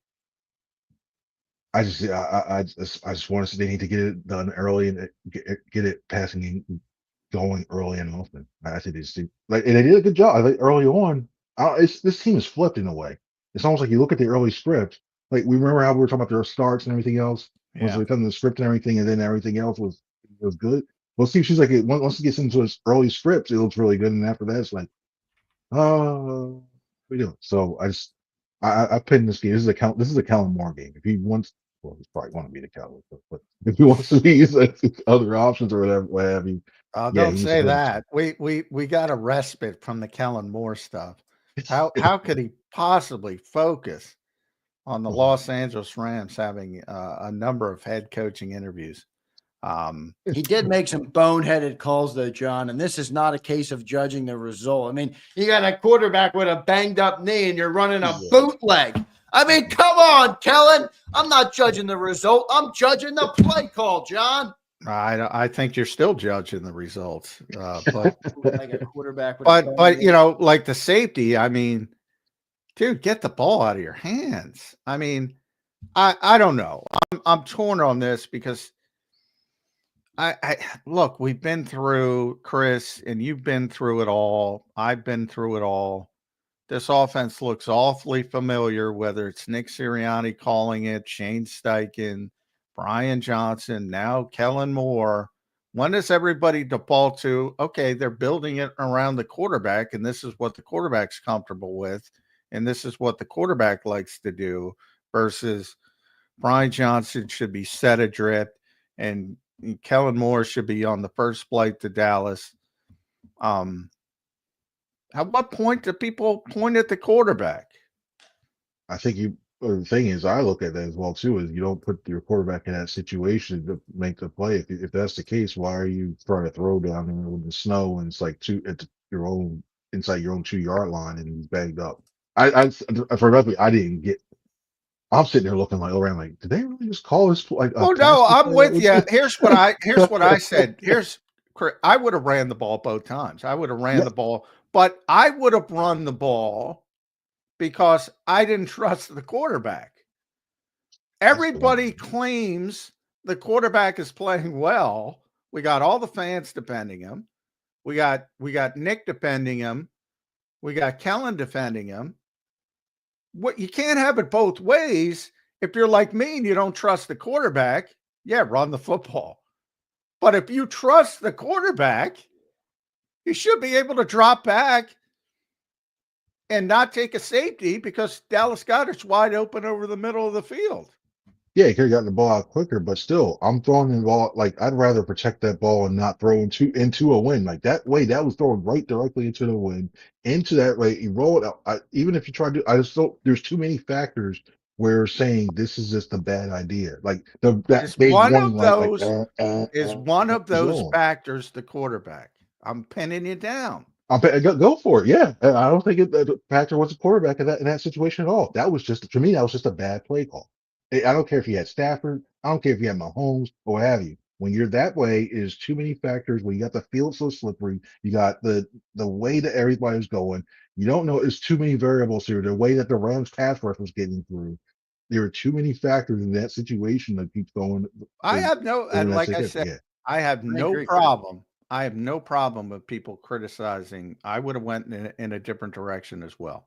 However, where I differ, if I had Patrick Mahomes, I don't care. I'm trusting him 100%, 150%, which doesn't even exist. I'm trusting.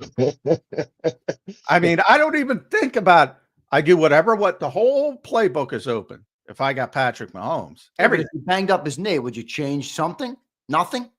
No. Well, I've seen him bang up his knee. No, but. Again, I'm being a little facetious. It depends on how injured he is, but I hope you guys see where there's a trust level difference, or there should be. To the Eagles' credit, they trusted him, or maybe to the Eagles' non-credit, they trusted him. They trusted him. That trust, that was a lot of trust. I'm sorry, that's too many yellow ball. Like, and you hear so many times, you like protect the ball, make the right decisions, and everything else. It has to go top down. And in that situation, that was not the right. To me, I'm like, what are you like? It wasn't the right decision. It doesn't matter what quarterback was back there in that terms. That if it was early in the game, if that was the first quarter, and it was not like the traction web, he could have just slipped. He could have thrown it. I'm going to call it out. I do not believe for a millisecond. First quarter, former quarterback Chris Franklin would not trust Patrick Mahomes. I believe he would.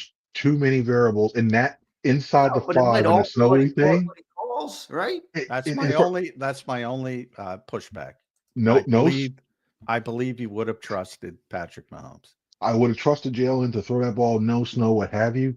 With that traction, there's too many factors. With that traction, with the snap, with everything in that. There are too many things to go into that. I will push back on the snow. What does the snow have to do with him getting the ball out quickly? Oh, nothing. Like if he actually, there's actually a couple of things. Really, you think it really doesn't not a lot, but there's still some things where you can go. Okay, it's slippery. Like people's, I talk to Brave Man when it comes to hold the ball and everything, and the K ball slicker and everything else, so it falls off. Well, I agree with that. So if he drops the ball, if he fumbles the ball because of the slickness of the ball of the weather, then I'm all over Kellen Moore. I'm killing him. But the snow should not affect your ability to make a quick decision and get the football out where it's supposed to go. If you don't have the right grip on the football, like say if you're like the way goes right. No, I'm talking about not the mechanics of the play. Because if the ball slips out of your hand, That's different. But as far as the actual decision making, come on. Oh, decision making, no. If you see a guy with 1, 2, 3, bam, if you got it quick, you got it quick. If you don't feel comfortable throwing that ball, don't throw that ball like that. No problem. Thing is, you shouldn't even be having to be at that point where you're Well, saying, I don't feel comfortable throwing that ball or not. That Why we're are you calling that play? 100%. That we're 100% agreed on. But I just got there in a different way. I'm being honest. I don't trust the quarterback, so I'm going to run the football with my Hall of Fame running back and an all-time great offensive line. That's what I'm going to do. And I'm just going for fair. I don't trust anybody in that weather, especially if he's injured. I'm going to try to at least get to the 5-yard line. So at the very worst, I got more room to punt instead of like taking a sack and safety and potentially change the whole entire momentum of the game. That's where I'm going. Agree. All right, Chris. I'm going to tell you why the Eagles are going to win this game. Jalen Hurts aside. I'm going to tell you why the Eagles are going to win this game. Jalen Hurts aside. Because Sam Cosmi tore his ACL, and I believe, is it Trent Scott? Is that who we're looking at? That's going to be the backup guard. Whoever not good. Whoever it is, they're fucked because the Rams tried to double team Jalen Carter all game on 28 snaps, and he still was scooting around everybody, scooting to the outside, getting to Stafford. He is going to wreck the game, and the number one defense is going to prevail and hold the Commanders to, let's say, 20 to 23 points, somewhere in that range. And the Eagles will win again because, as Nick Sirianni dubbed it after the game, their championship defense. Agree or disagree? I agree, but I think they go about it a different way. I think they're going to double, and even if he gets pressure, this just seems like a game where it's going to go 1, 2, 3 out, and it's going to be one of those they're going to try to frustrate the hell out of them because it's going to go try to get the ball. They're going to attack the edges in terms of either I don't care if it's screen, flash, whatever. They're not going to let him hold that ball that long. And you could double team. I wouldn't be surprised if they triple team him with some things where he's like, in terms of like being as like somebody, there's a back trying to go out in the middle of the field. You got double team, and somebody throws a little flipper at his arm, and then they go out in that way too. So, yeah, the way that he's impacted this game, I'll say Cliff Kingsbury would be stupid if he just decides to go, okay, I'm not double teaming every play in this game. It's something to say that he gets the Calvin Johnson treatment on the inside of the offensive line. You are not letting anybody single go. You're not letting him do that because the Aaron Donald treatment. You don't got to go to Calvin. Yeah, it's just so everything slides his way.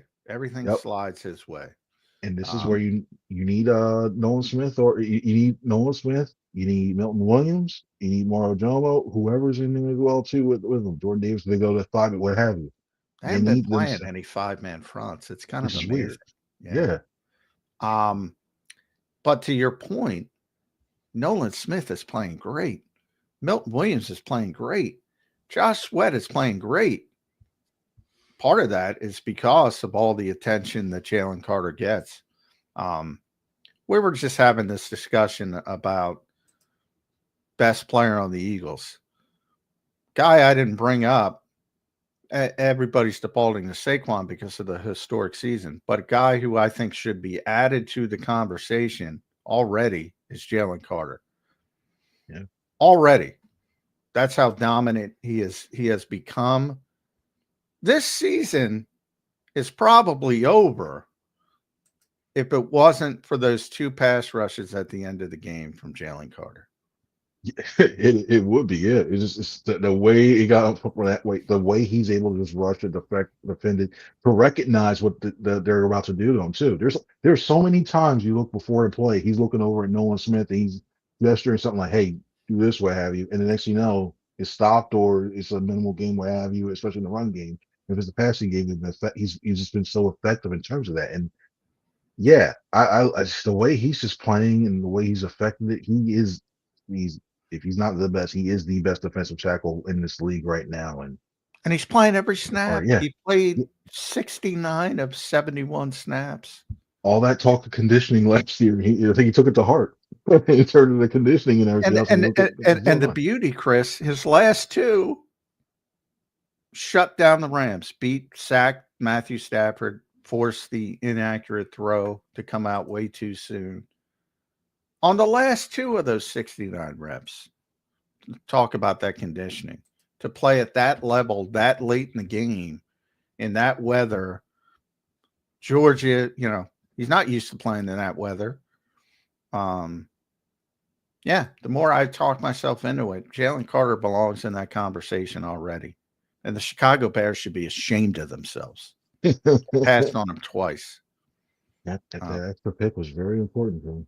Just kidding. But also, I think you got to look at, if you don't have him, look like Zach Bond has played unbelievably well. You don't have the way that interior is playing to keep him clean, so it allows him to go sideline to sideline and shed those blocks. You're talking differently. I think that he's just so important in so many assets to this team, being upright. The only thing you worry about is just don't do the extracurricular stuff after a play. Just don't hit the quarterback late, especially this week. You don't want to hit the quarterback late because Sean Hockley's there. And he's called the third most roughing the passer calls. So you got to watch out for that. I forgot to mention Sean Hockley. I did tweet it. Or X'd it, whatever X calls it now, but posted it, I guess. These are the guys you're going to be angry with. Sean Hockley, I forget who the other official is, but Sean has got the Eagles game. But for all the world is against the Eagles, I believe they are 6-0 in Sean Hockley referee games. And by the way, even that's for the people complaining in Washington, because I'm sure they'll complain. The Eagles win every game. I mean, I love when people bring up like Mahomes' record, Eagles' record. They win every game. So they have a good record with every official, basically. Yeah. It's like, so just don't do anything. And this is for any player. Don't do anything stupid. Just don't put yourself in a situation because you don't worry about, okay, it's a hockey. Like, oh, he's going to on his TV. No, you don't worry about that. You just don't even give yourself that situation to throw a play. Control what you can control. It's cliche day here on Birds 365. Yeah. Oh, that's very true. So true. Yes. It is. Chris, how's this running game change if Jalen Hurts is banged up? I mean, a lot of it comes down to Jalen Hurts' ability to be the +1, right? And if he doesn't have that, not only could it impact the offense, it could impact what Saquon Barkley can do in this game. How do you see it playing out with Saquon? It's a lot of plotting. I mean, he still averaged 148, something like that in the 2 games, but there's a lot of attempts for him to even get to that. So it will require a lot of patience. It wouldn't be I don't think you'll see the consistent 5-6 yards. You might see 2 and 3, and then you just hope it wears them down to a point where they find a way to get sustained drives and it wears that defense down. It's almost like the body blows. You keep running in between tackles and then try to mix it up and go outside, try to break one, or at least run that towards that stretch play. What have you, just do that. But I think it's very dated. This is where we come back to the Jalen Hurts in terms of just throw a few, because if they see that early, so we talked about the effect of them not like they're trying to like edge and everything else in the passing game. Those safeties, they see that, they're going to start creeping like, oh, he's not going to do this. Okay. And then start walking people down and start see more run blitzes and what have you, anything else. So, yeah, it's a full out effect. I personally, I wouldn't see. I think the play actually got to try a couple of things off of that early to try to loosen them up so you can keep that running game honest in terms of that. Because we saw what they did when Kenny Pickett was in there. And they saw that they didn't have that +1. It's like, oh, okay. Move them up, box them in, add to the box and that. So, yeah. The only pushback would be, Chris, is the one game the full game that they had without Jalen. I was thinking maybe Saquon doesn't have as big of a day today with Jalen not being in there, but he did have 160. Now it was the Cowboys. We beat them 41-7. Maybe that has something to do with it. Not a championship defense over there, but it did make me feel a little bit better about Saquon's ability to run, even if Jalen's not in the game. I mean, he put up 160 versus the Cowboys. Yeah, I think the Cowboys at the time were going Cabo on three in the huddle when they started that. Seriously, and they were just ineffective, what have you, against the run as well too. But yeah, it's there in terms of that. But yeah, when you have a confident coaching staff, and Mike Zimmer, I know Mike Zimmer's been around for a while, but I think everybody's figured him out long ago. That's why I think he was sitting for a long time. In terms of that. He was great early, and then just everybody figured him out. That's where Vic stands out to me. Vic continues to evolve, and he'll be a big part of this stopping Jaden Daniels. But I do want to talk about Dan Quinn for a little bit because, wow, I mean, you think about Dan Quinn, and for those who don't remember, he was the head coach in Atlanta when they gave up the biggest lead in Super Bowl history. And part of the reason they gave that up is because how conservative they were. And now he's turned into Dan Campbell on steroids. I'm going for it. I love it. They're going to be the underdog coming in. If you're going to beat a more talented team on the road, you got to take some chances. He's going to show up to win the game. Sean McVay didn't show up to win the game. He's being cautious. He's trying to play, I'm going to take a field goal. He's going to show up to win the game. How much stress does that put on the Eagles? Because they don't have to stop Jaden Daniels on 3 plays in their own territory. They're probably going to have to stop him on 4 plays. Yeah, and there's going to be some unexpected. I'm not talking about the traditionally. I'm going to try to throw a trick play or two just to try to throw them off and give them something they haven't seen, what have you. And yeah, the way that Dan Campbell's come in and instilled that confidence into that team, and not just saying, okay, we're a first year team, we're trying to build everything else, we can actually win this thing, especially from the start of the playoffs, is nothing short of masterclass. To me, he's the coach. I know Kevin Powell is the coach of the year, but to me, to take this team that was expecting it at least third at the very be generous. He's going to say he finished third in the division this year, and all of a sudden now you're in a conference championship game. Yeah, he's done an amazing job in terms of that team, and I don't think, and we've seen too many times, and we've seen that too. I mean, we can go back even to, if you look for the Eagles, you can go to Doug Peterson. If he was conservative against the Patriots in that Super Bowl, they're still looking for the first Super Bowl. Oh yeah, and I think Quinn knows that. I think you look at Quinn, the way he's been done, that anytime he plays anywhere, he's got these guys believing. And a lot of these young guys like Daniels and what have you, they don't know any better because this is their first run, like first true run to go this deep. So they're like, oh, we're supposed to feel any pressure? Oh, okay. We weren't even supposed to be this far. Okay. And just know all that. And the best, and they look at that Lions win, that is something they can beat anybody anywhere. So yeah, Quinn's done a great job instilling a culture, even especially after Dan Snyder left. Like that team needed a culture. Everybody was waiting in the area for something to happen, and he was the right guy for the job to come in.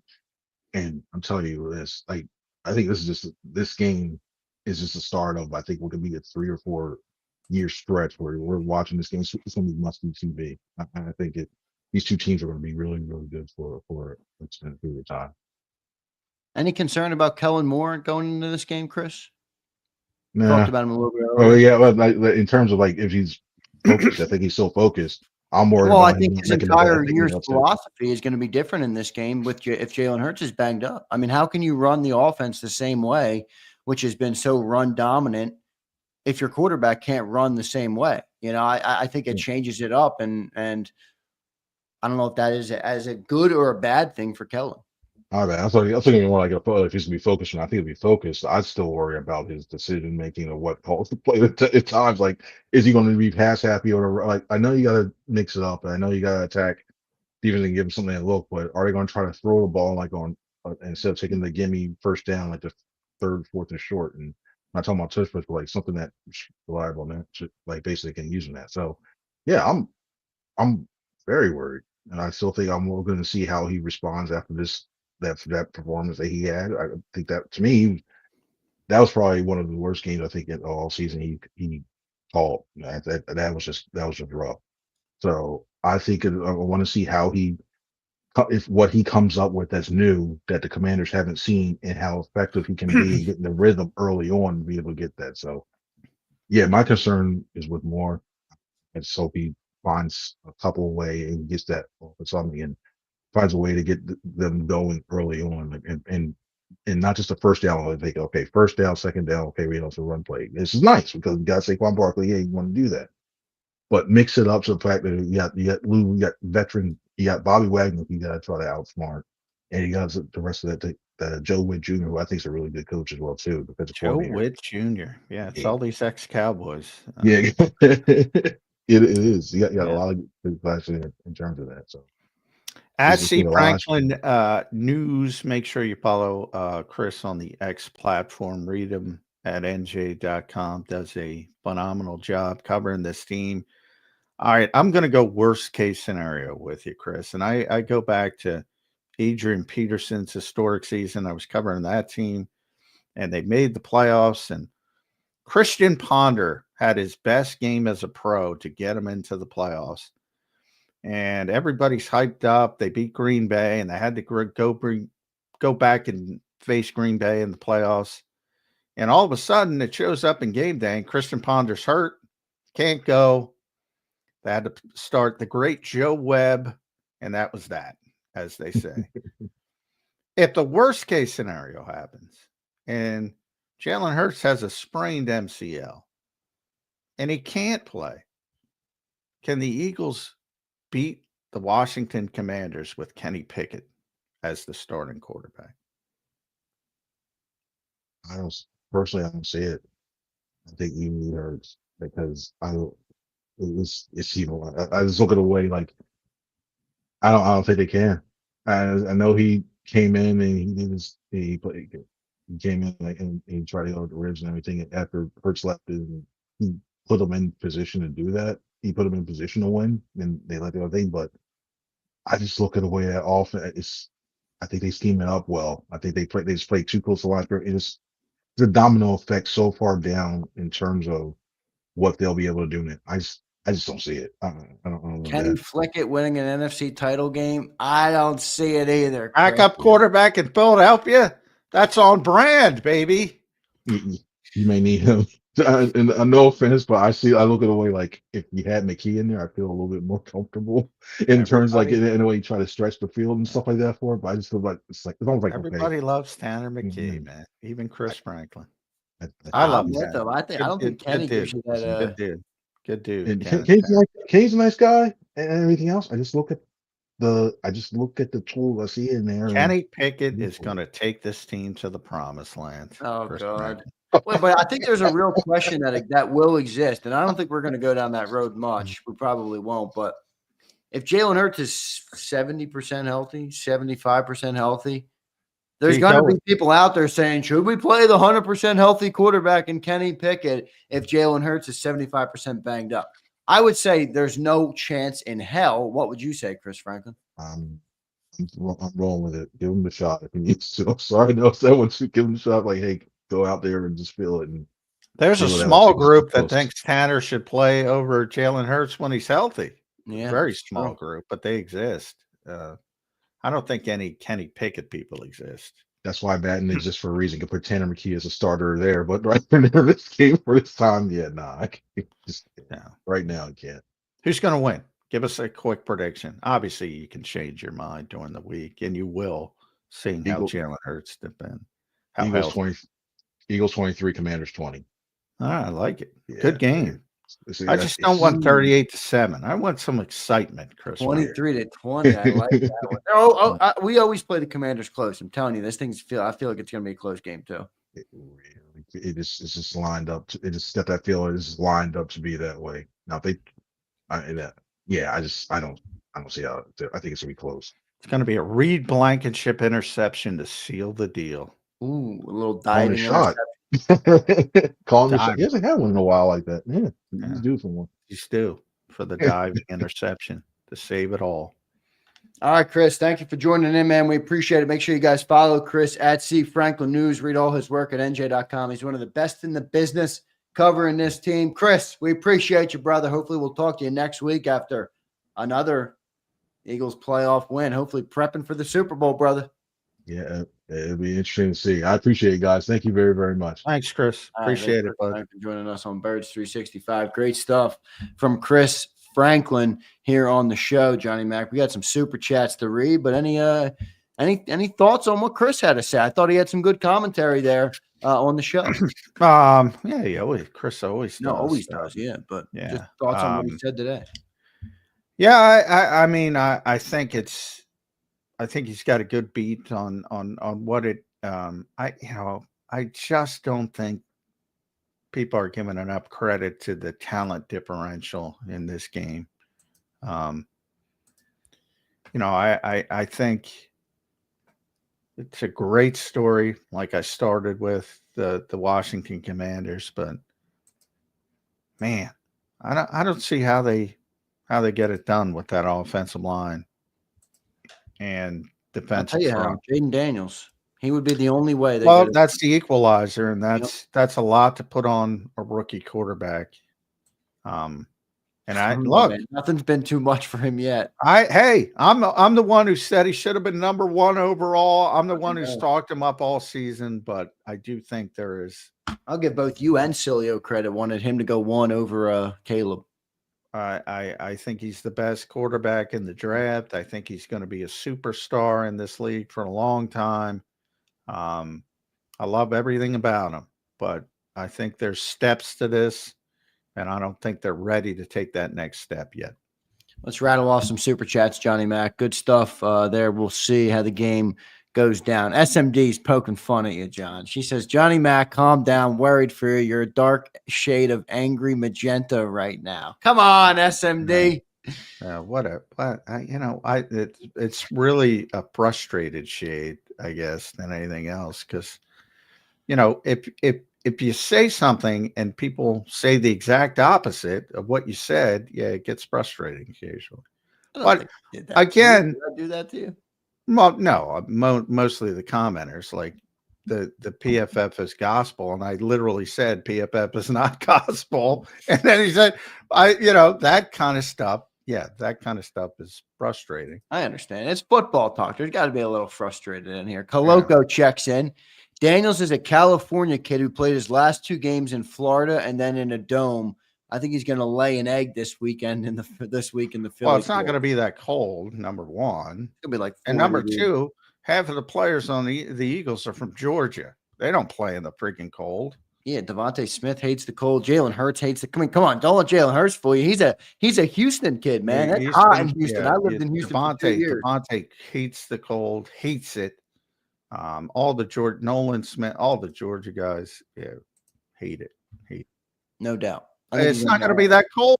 Yeah, let me look real quick because has that changed at all? 41, I know it's 7 degrees today, but no, it's cold right now. Sunday it says high at 38 and clear skies. So we'll see. I had a 41. I had in the 40s. Yeah, it came down a little bit. I had 41 yesterday. So it's not going to be terrible. Not going to be terrible. I still got 41. Oh yeah, I don't know why. But I'm in South Jersey. Oh, you know what? Mine was set to my hometown, Philadelphia. I have 40. So Philadelphia will probably be a little bit. Matt NG or no, Pump. Sorry, Pump. I missed you. Stop being meanies to my Jalen. It's disappointing and eerily disturbing that we have grown men in the chat who enjoy facials from Hurts. Come on, Pumper. You're making it tough for me to read the chat, dude. Come on. Matt NG. Pieces on the chessboard can be powerful if used well. Worried about Kellen. Look, I'm sorry, but yeah.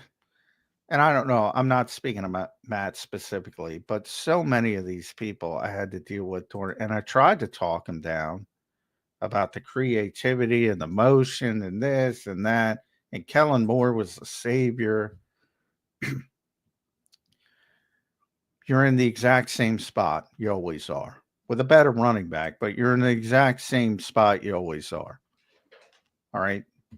Nick Sirianni, Shane Steichen, Brian Johnson, Kellen Moore. Do the math. Pumper will like that one. Do the math. Yeah, it's on the quarterback.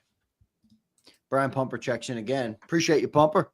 Commandos run a lot of hurry-up offense. Vic's got to have a plan. Yeah, Hurts hurt again, not sliding. Sit him and start Tanner Manning. 600% he gets it done.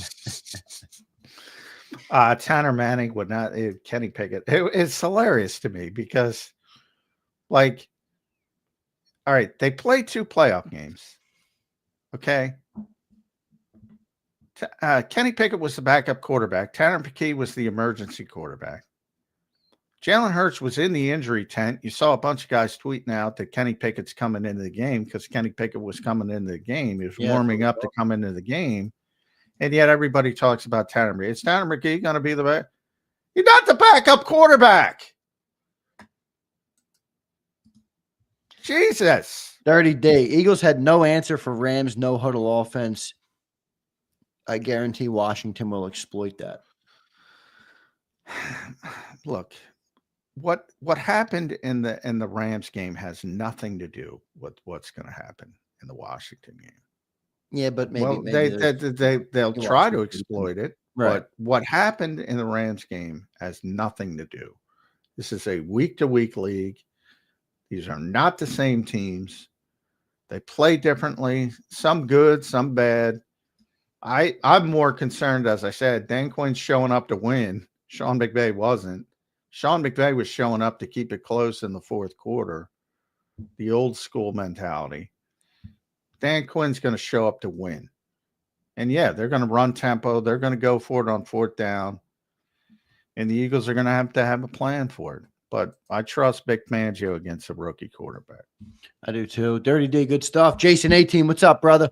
Does Bradbury get a ring with us technically still on the team? Yes. How wild would it be if that happens? The practice squad get one. Everybody they give it gets to a everybody, ring. dude. They give everybody. They gave Howard a freaking ring. Yeah, Johnny Jesus. Mack might end up with a freaking ring this year. No, I would not accept a ring. Would not accept.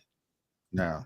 Well, I do it. And then I'll give it away. A lot of people think, a lot of people ask me that question.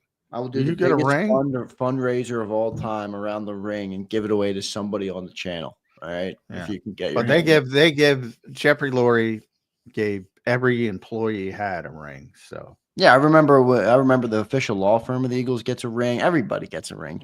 Jeffrey's generous with that. He's always been. Trey Brown, Kellen Moore. How much blame does he deserve? We just talked. No, it's not his fault. I mean, not much. I don't know. He's doing the same. He's doing a fine The only thing job. that pisses me off the most about this offense is you look at all the players around. Like the Commanders are getting more out of way less talent, and we're not. That drives me a little bit crazy, but whatever. Brian Pumper, keep cooking, J-Mac. We don't read from the book of Hertz. We toss that shit out the window. Elite. Well, no, I think Jalen brings a lot to the table, far more than you, Brian. But yeah, I do think the people that don't think you should criticize a guy who should be criticized for certain things are ludicrous. So yeah, I'm not to your point, but there are things to criticize. And when, everybody, like, don't you get tired of it? Like, it's Nick Sirianni's fault. It's Brian Johnson's fault. It's Kellen Moore's fault.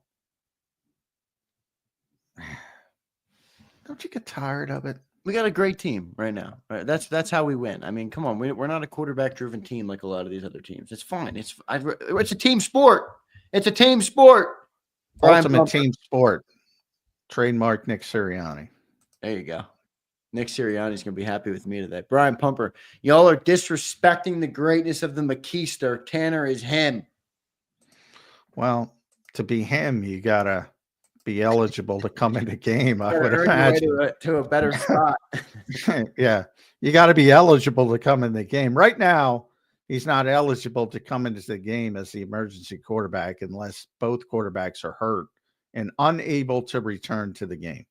So for people that don't understand that rule, he's not even active on game days. He is dressed as the emergency quarterback. He can only enter the game if both quarterbacks are hurt and both quarterbacks cannot re-enter. Right. So it's got to be a last resort. Yes.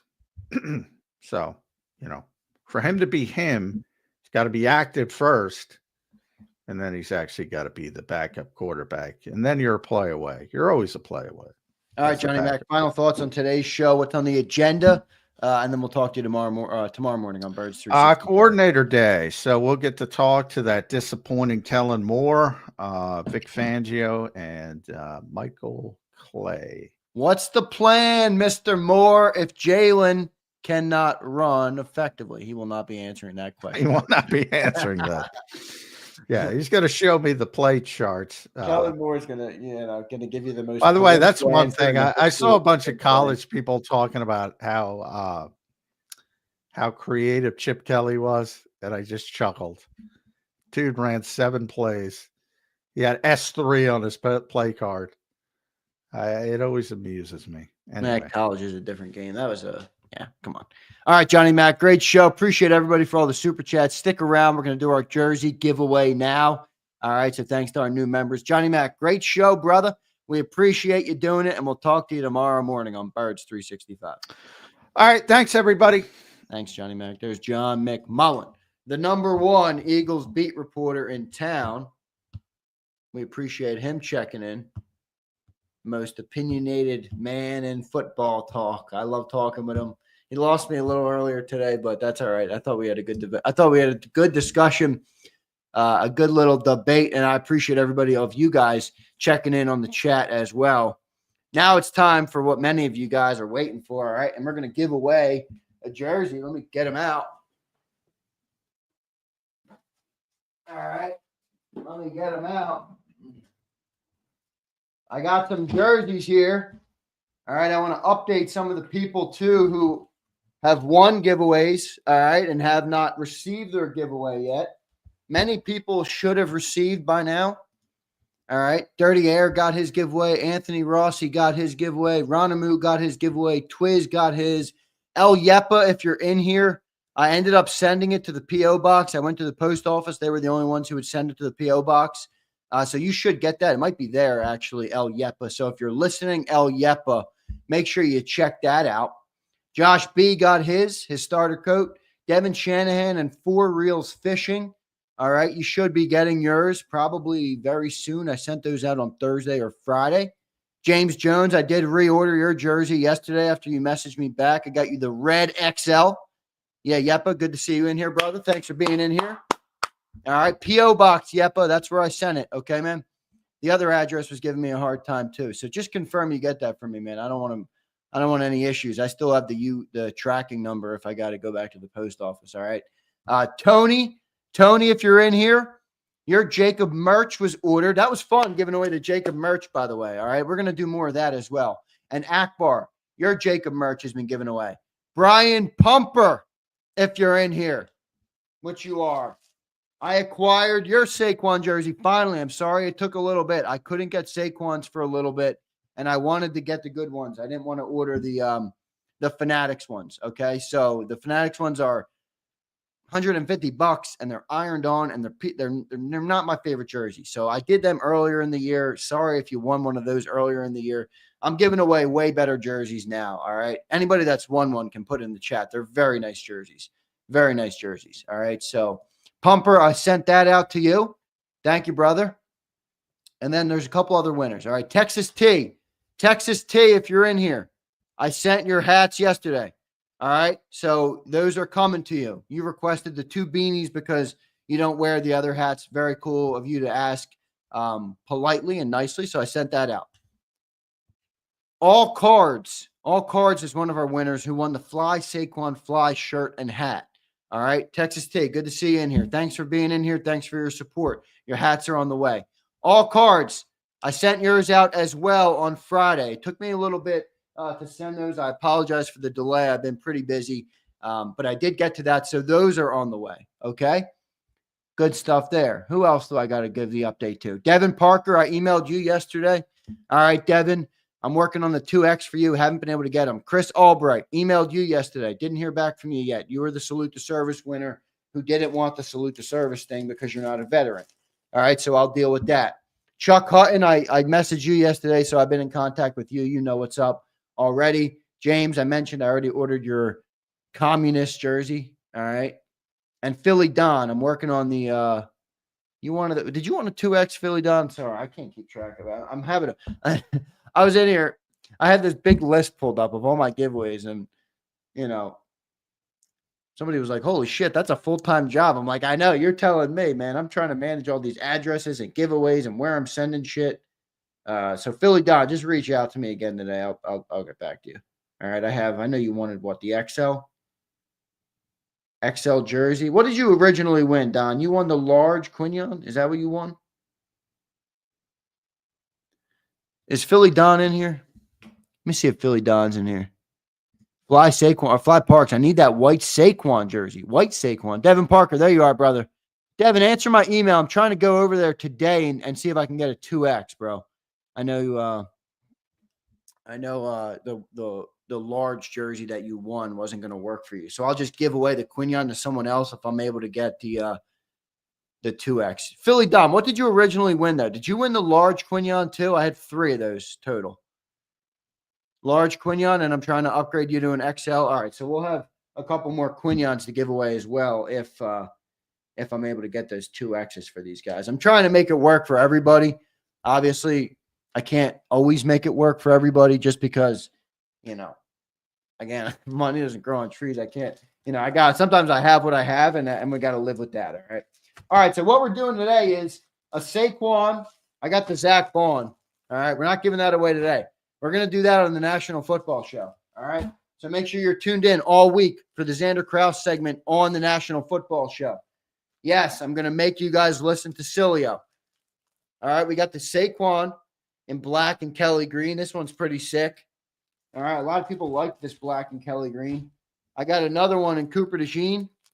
All right, I got another one in Cooper DeJean. Dirty Air won that jersey. We got a lot of love on these two jerseys, or in this color jersey. So I got two more. All right. Today we're going to give away. This is the Saquon jersey. All right. This is for going over 125. This is not Zander Claus. Okay. This is not Zander Claus. So the reason I say that is because you do not have to be present to win. All right. You do not have to be present to win the original giveaway. All right. The thing that started all the giveaways was Johnny Mack doubting Saquon. All right. Remember, Johnny Mack doubted Saquon a little bit early in the year. I love this. Bird Gang says, see, I'm not picky with jersey. Bird Gang girl, you have no idea. I didn't think people would be picky with jerseys either. Bird Gang girl, you have no idea. All right. But this is the original start of the giveaways. This is before I decided to turn into Zander Claus. Okay. So you don't have to be present to win for that one. You just have to be a member. So if you're a member, you're going to be eligible to win. You'll have 24 hours to claim your prize. That's what we've done all year long on the Saquon jersey giveaway. For reals, did you get your jersey, brother? I sent that out on, I think, Thursday, right? Or Friday was it I sent? Thursday or Friday? You should be getting yours. You had the big A.J. Brown jersey, all right? So that was cool.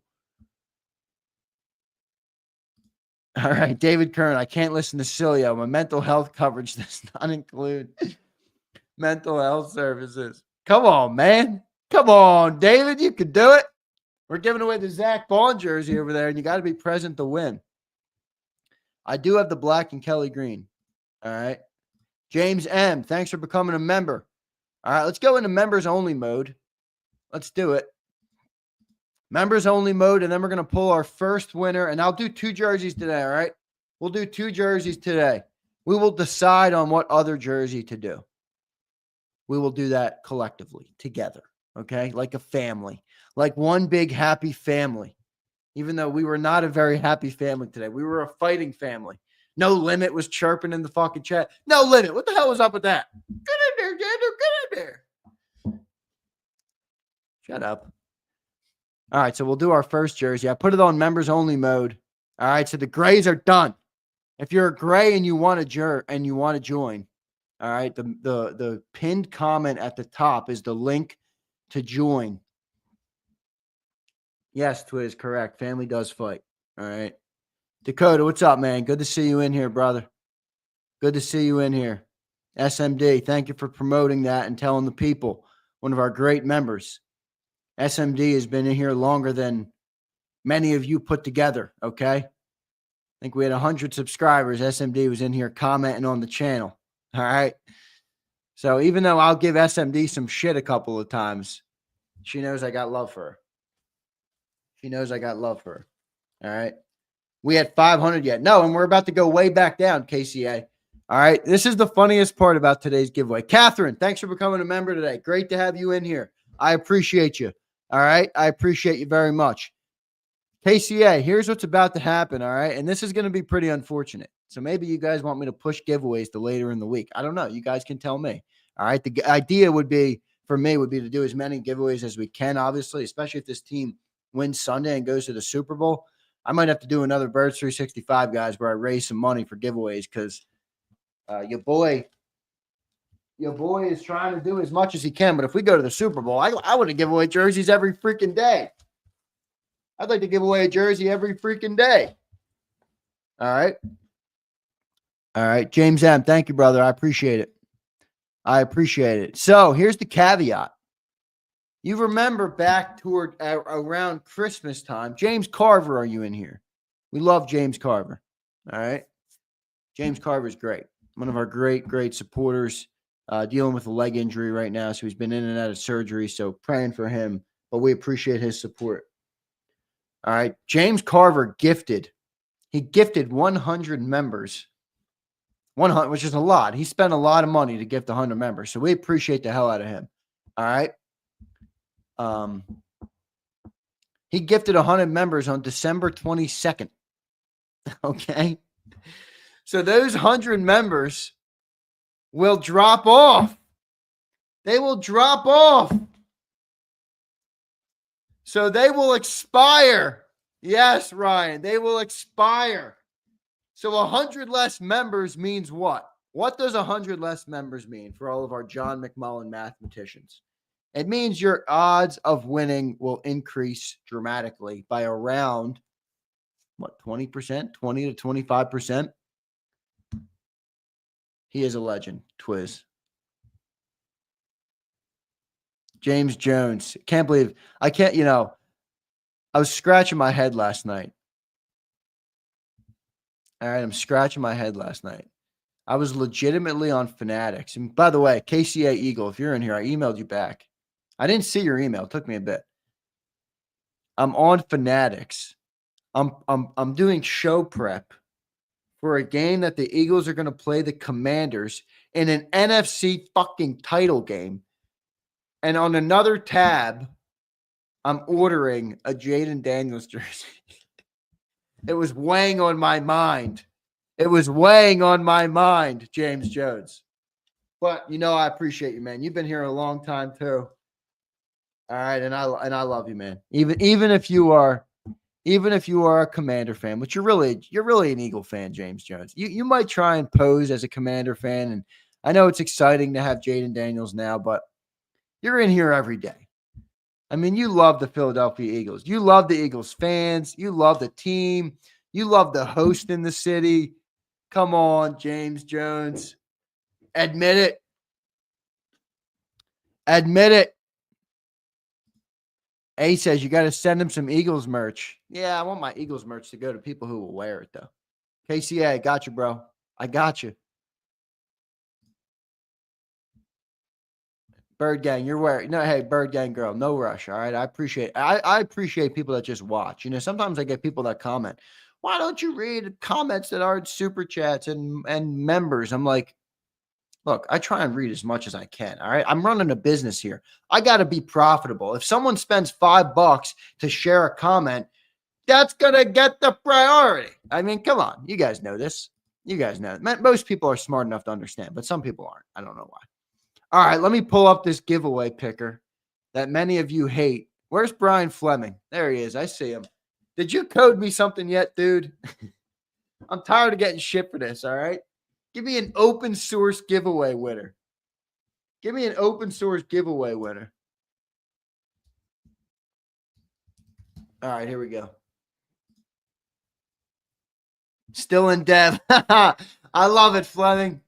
I love it, brother. I appreciate your support. By the way, everyone should drop a thank you to Brian Fleming and Jason 18. Those dudes dropped collectively $250. $250 last week when we did when I did the, whatever you want to call it, the promotional to get more giveaway stuff. Those dudes, Brian Fleming dropped 150 and Jason 18 dropped 100. I mean, that's no joke, man. That's a lot of cash. That's a lot of cash for somebody to do. Brian, thank you, bro. It's really cool of you. All right, first we're doing Saquon Barkley jersey giveaway, okay?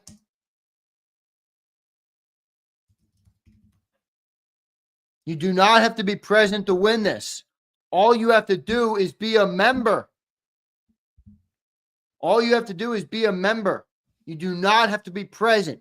You'll have 24 hours to claim your prize. Those are the rules we've been doing all year long. All right, we've given away, I think I've given away, 15 Saquon Barkley jerseys? I think he's had over 125, maybe 10 times. And then I had a bunch more that I gave away as well. All right, so plus the Quinyon jerseys, plus the the Jalen jersey, plus the we've done a lot of giveaways. We had 7 sweatshirts. We had the 2 hockey sweatshirts. Twiz the Jigga got the one and El Yepa got the other. So we've done a lot of giveaways here on the channel. Let me pull this member list. All right, give me a second here. Let me pull this member list. Re-up the member. Thank you, A. Park Alexander's a member. Flexen and Steppin's back in here. Good stuff. Texas T upgraded the family. Zach Lambert upgraded the family. Wow, a lot of you guys showing out with some upgrades. Thank you for doing that. That's just straight support of the channel, and we appreciate the hell out of that. So thank you guys for that. 466 members. Okay, 466 members. That will be 366. All right. After, I think tomorrow. I think literally tomorrow. I literally think tomorrow it'll be 466 or 366. Excuse me. So if you're a gifted member, your time is running out. Your time is running out.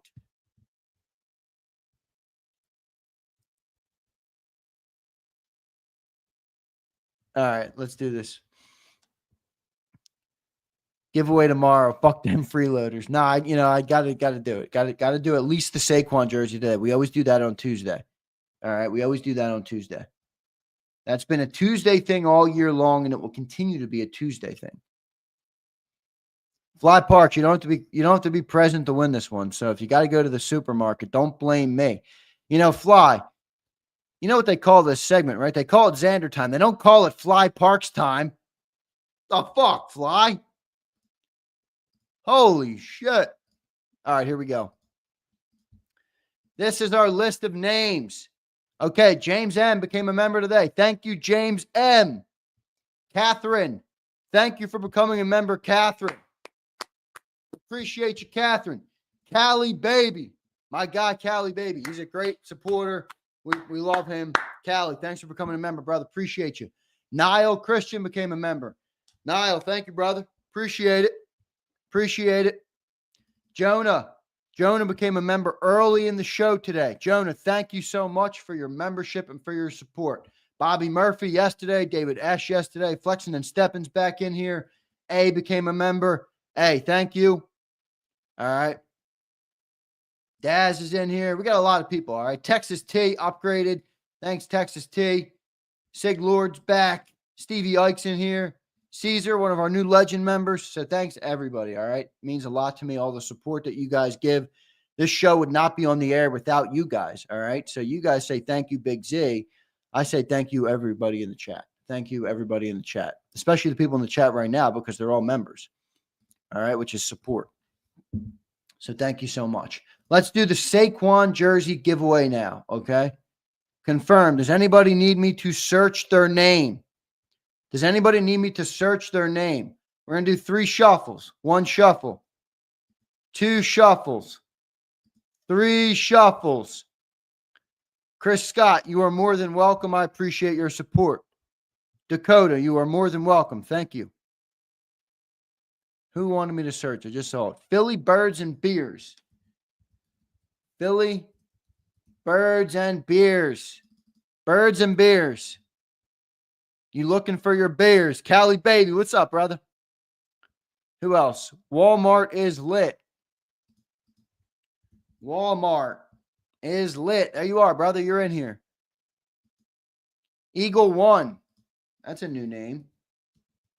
Eagle One. There you are, brother. You're in here. Tony. There he is. Our JAKIB merch winner. Dream Green. There he is. See, Suplex says no search. Suplex has been asking for a search all year long. And now he's been around here long enough to know he doesn't have to search his name anymore. Thank you, Suplex, for finally trusting Big Z. Gifted subscription expires the 23rd Okay, I thought it was the 22nd. The 23rd. Oh, baby. Will we have the patience? Nobody has the patience. You know, patience is a virtue. And I try and tell people that, but that seems to be a hard thing to come by in the world. You know, I must tell my girlfriend 3 times a week, patience, patience, patience is a virtue. Patience. Be patient. It'll happen. Be patient. It'll come. Be patient in your life. All right. Be patient, everybody. It's a good thing to have. It's a good thing to be. Twiz, it's supposed to be the opposite. Twiz says, the older I get, the less patient I am. Brandon Howard, I wasn't hyped on Tanner till after the preseason 2 regular season games. I like him. Brandon, it was great having you on the show. Philly French, hey, my birthday's the 23rd. I got to renew my subscription as well that day. Real Zeal, what is she waiting for? The same stuff everybody's waiting for as a chick. Food. I don't know. Anything. There's no patience in anything, Real Zeal. Holy shit. Holy shit. And there you go, Dream Green. You're right about that. Pimping ain't easy, Big Z. Pimping ain't easy. There's no doubt, Dream Green. You got that right, my friend. All right, let's do this giveaway. Does anybody else need me to search? Joe Whip, another impatient man. Maybe, Joe Whip, is your patience dwindling as you age, like Twiz the Jigga? Like Twiz the Jigga. No Limit, who's been giving me shit all day. Search my name. No Limit. I'm now gonna be chirping you, bro. Yesterday it was Flex chirping you. Today it's me. No Limit P. There he is. There he is. No Limits in here.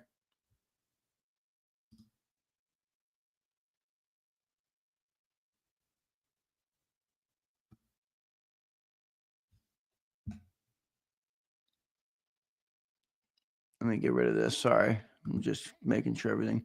Mac Main wants me to search.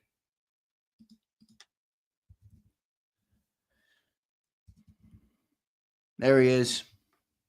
There he is, Mac Main. You're in there. All right, here we go. Who's Corey? Dirty Air wants me to make sure Corey. Who the hell is Corey? Corey Brass? Corey? There's Corey. What is that, your alt account? What do you got? You got 2 names, Dirty Air? Holy shit.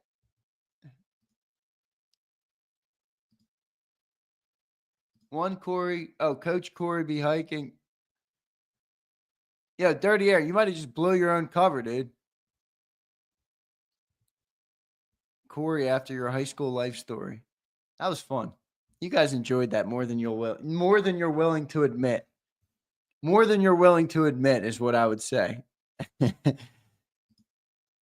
Nah, he ain't cheating. He's also a Legend member, so he's allowed to cheat. Sorry, everybody.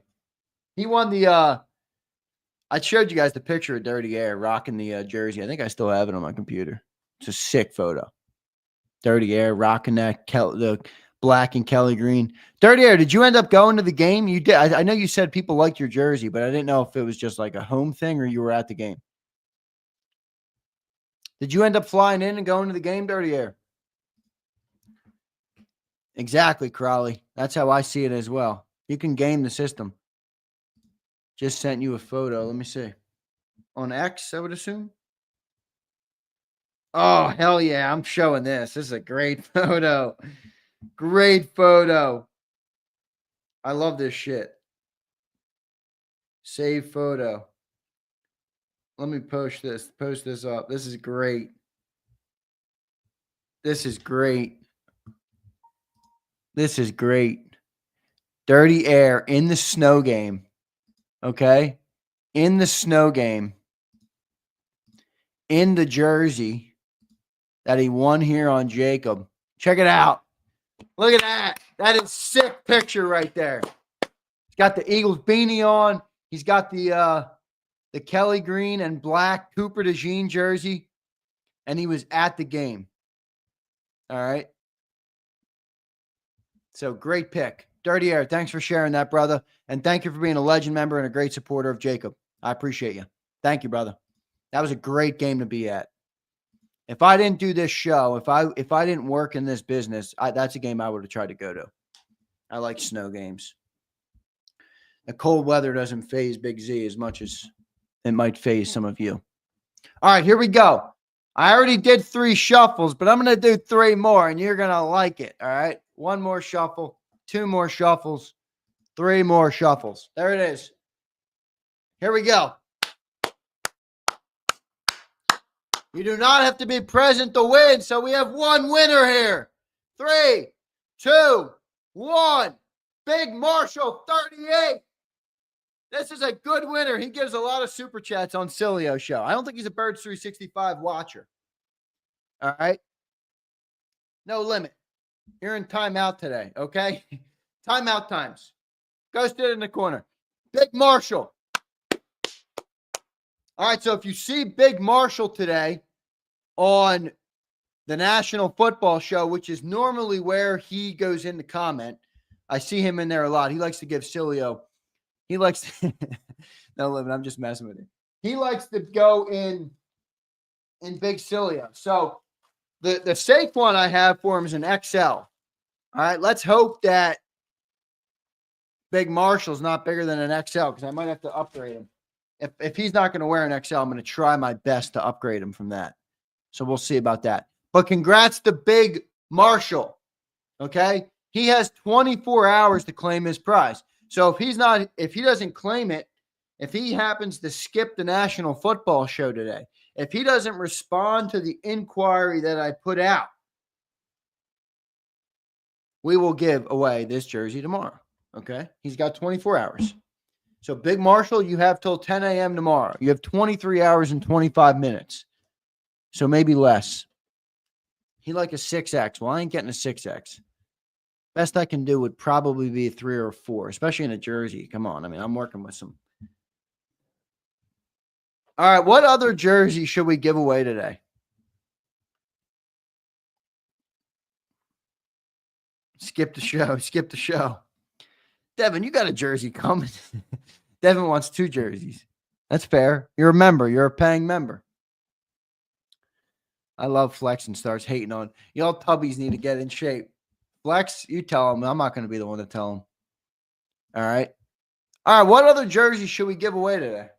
I think we got to do 1 more that you must be present to win. 1 more that you must be present to win.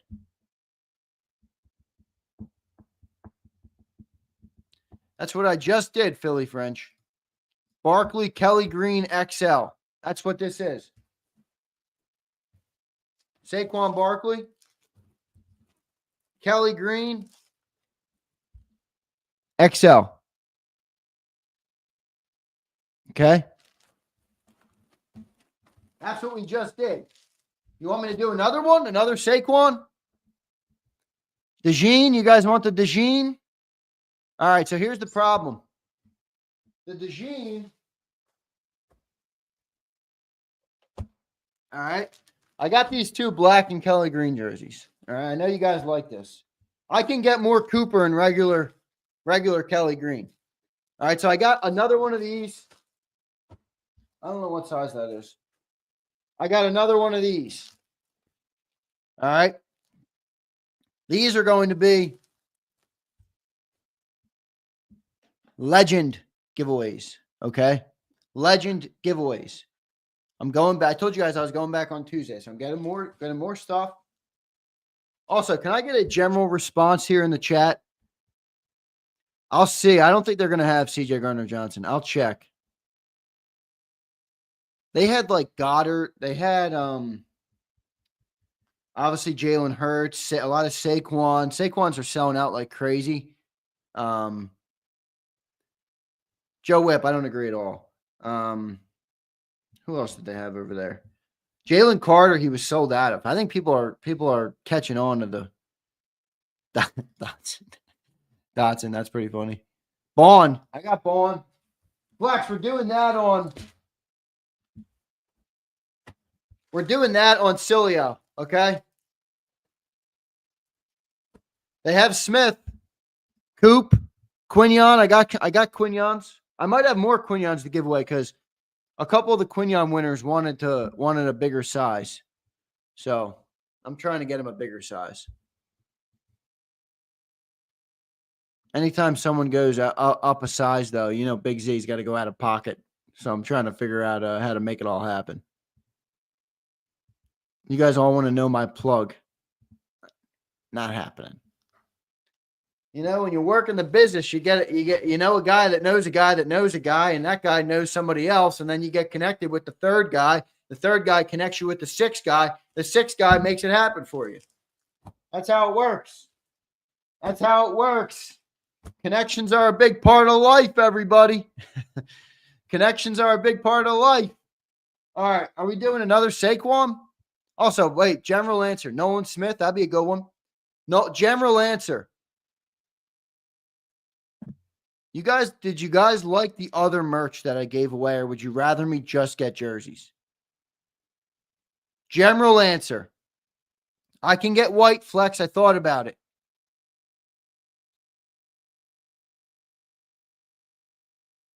Eduardo, that is not true at all. Jersey, other merch. Like I gave away 6 of the Salute to Service sweatshirts. No, I'm not talking about JAKIB merch. J Patterns, I'm not talking about JAKIB merch, although we will be doing more JAKIB merch. Twiz, he did have White and Kelly, which was an interesting look. He did have White Kelly.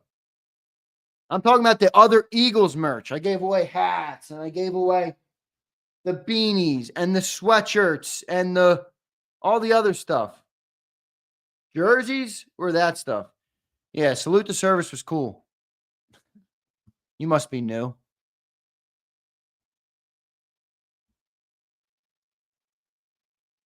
I can't get more of these. These are gone. These are done and dusted. Twiz got one and El Yepa got one. A Jomo jersey. That's not happening. I agree, Catherine. This was kind of my perspective. Like, all merch is dope, but everybody likes a jersey, right? And see, it's actually funny. If it were me, I don't like jerseys. I do, but I don't really. I'd rather wear like a sick Eagles jacket and a beanie than a jersey. That's just me. Most people like jerseys. Most people like jerseys.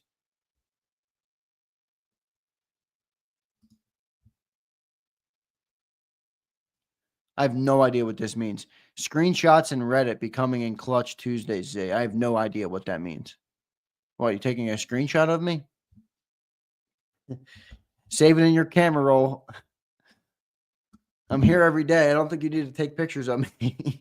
I'm here every day. You can take another one tomorrow. Yeah, the jackets are dope. They're hard to come by, Chris. I still got 2. I still got the I gave away all the starter coats. I still have the Princess Diana jackets. Yeah. Let me show you guys. These are cool as shit. These are cool as shit. There's no doubt. These are cool as shit. They're also $400. They're also $400.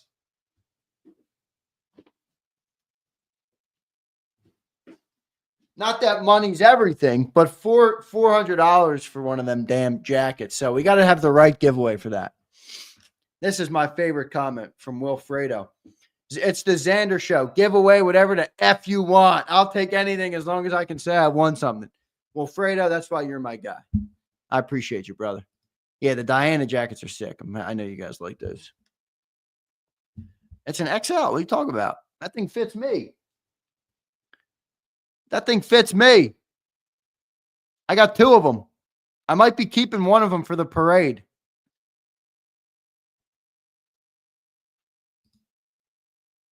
Hey, what are you crying about? I asked you. I know. I'm taking your answers. What are you talking about?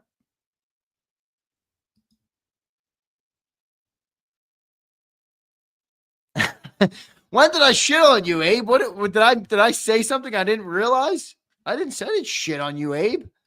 The hell are you talking about? Abe, you're not going soft on me, are you? I'm pulling the what SMD said to me. Brian Pumper, Dan Cilio jersey. Dan Cilio jersey. Did I shit on you guys?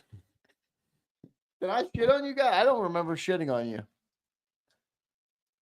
Dude, if we win the Super Bowl at KCA, I'm gonna try and I'm gonna go off. As long as the people are showing out and we keep having super chats and people who are members, I'm gonna try and give away so much crap. I'm gonna try and give away stuff all off season. All right, here we go. Abe disappeared. I was waiting to see what Abe says. Eduardo. Speaking of a parade, are you going to do a JAKIB meetup prior to the parade so we can all hit that joint together as a JAKIB family? Now, that would be pretty hilarious. All right. That would be pretty hilarious. Token a bone with JAKIB Nation. Wait, that would be pretty fun, though. Would it not be fun to all be together at the parade? All right. Get a little JAKIB huddle of people. Go in there and wreak havoc on the parade. See, Dirty Air, I'm kind of with you, man. Dirty Air says, I wouldn't go near that parade at all. Way too many people.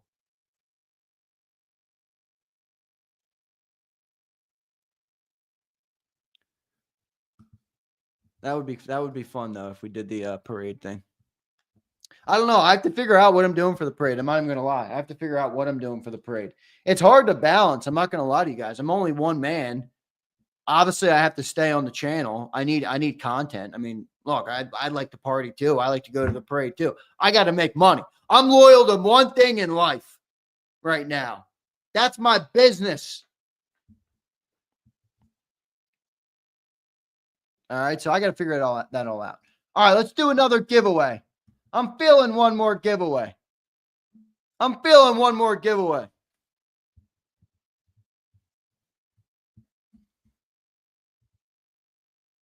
Flexion says a lot of people are going to get locked up. Twiz, that's a risky strategy.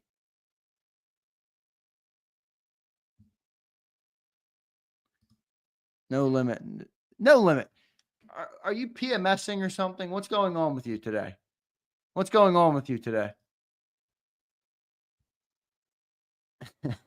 Bob Lang, if I'm live streaming on my phone, Bob Lang will from the bus of the players going by will see me and go, Maloik, get him off air, Maloik. And he'll drop the Maloik on me. He will drop the Maloik on me from the bus during the parade. Clary Boy, good to have you in Philly, bro. I would have linked up with you if you reached out. All right, what are we doing? I got Big Marshall. Put his jersey aside. I only really have a Saquon. So we're doing another Saquon jersey.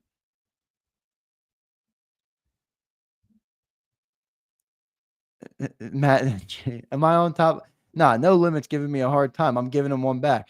Listen, you want to talk shit from the chat box? You better figure it out here. SMD, that's a good question. That is something I have not yet decided. Yes, Devin, you're here on Zander time.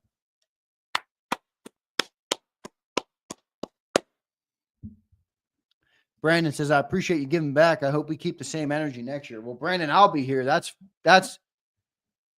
No, I'm not keeping the jean jersey. I don't care about that. No, I'm giving it away. No, I'm not planning on keeping it.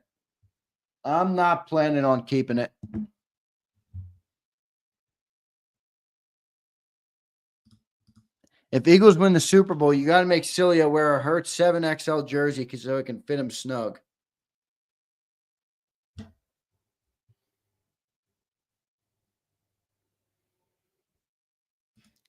I don't think he's going to wear a Jalen Hurts jersey. I don't think he's going to. Did No Limit respond to me or did I? It's got me this week, bro. Chill. There he is. All right. I know No Limit. I'm just busting your balls too. I appreciate you. I know who you are, so it doesn't bother me. All right, we're giving away another Saquon. I'm giving away another Saquon, and you must be present to win. All right, let me write down Big Marshall because holy shit. I got a list of 40 names here. I'm satisfying them one by one. Saquon jersey. He's got 24 hours to claim it, remember. All right, and we'll have another winner now. Saquon jersey. You must be present to win. All right. So if you're patiently waiting during Zander time, I appreciate you.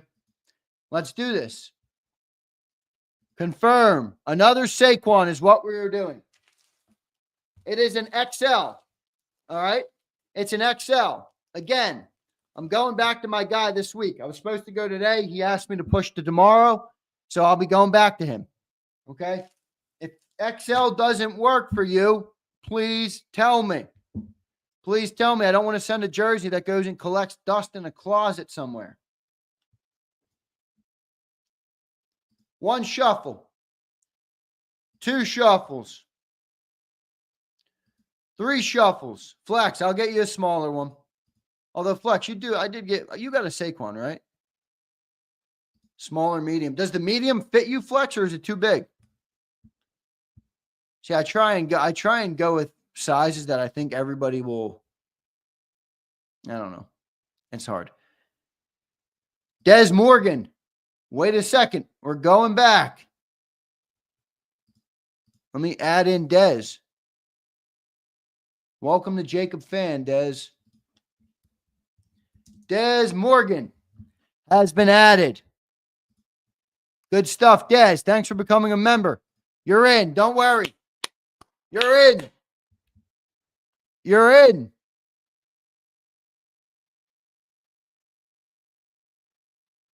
All right, cool, Flex.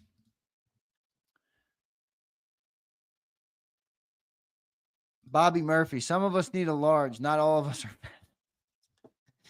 Yo, I can get a large. Large is easy. If you start going, here's where it gets harder.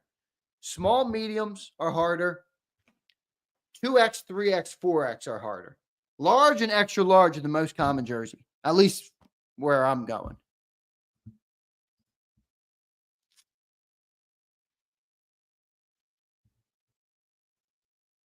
All right, now you guys are all chirping. I got to get out of that. All right, Des, thanks for becoming a member. Appreciate you, brother. Confirmed. There you are. You're added in. You see it? What's going on with my computer now? Oh, don't tell me. Don't tell me I'm freezing up. Wild Bear. Here we go. We got another one. Wild Bear 513. Here we go. Wild Bear, thanks for becoming a member.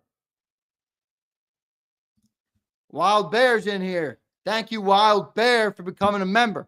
Hopefully I see you more in the chat now. Good to have these new people coming in. Good to have the new people coming in. Mac Main, that's actually not why, but, when they join, I got to re-add them.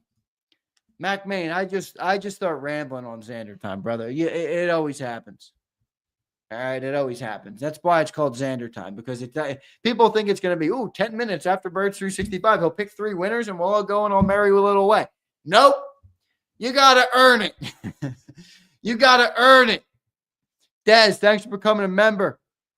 Appreciate you, Des. And appreciate you, Wild Bear. Dope of you both.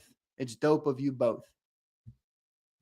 Road to 500 will be hindered significantly, no limit, when the 100 drop off. Hopefully some of our 100 that were gifted will re-up, but maybe not. All right, here we go. One winner. You must be present for this. I don't know why it's not letting me shuffle. There we go. One shuffle. Two shuffles. 3 shuffles. Addie, I didn't realize you were a member. We had Addie on the post-game show. She was our first female to come on the post-game show. So, Addie, well done by you. You were great on the show. It was great having you on, and thanks for being a member. I actually didn't even know you were a member. Devin Parker, there he is. There's James Carver. Kakoa, James Jones. James Jones, you're not winning today. All right, here we go. Must be present to win. 5, 4, 3, 2, 1. VJ. VJ was in here earlier. Where's VJ at? Wasn't he dropping a super chat earlier? I know he was in here. Where was VJ? Which is a weird name to say. Can I think of something different to call him? Is he here? He was here earlier. Remember, he was chirping at McMullen. I brought up his comment on the screen. Where's he at? I don't like that name. I'm going to call him 514 for now on. I'm going to call him 514. Sig Lord, come on, be nice. I guess that was a dumb request in a YouTube chat box.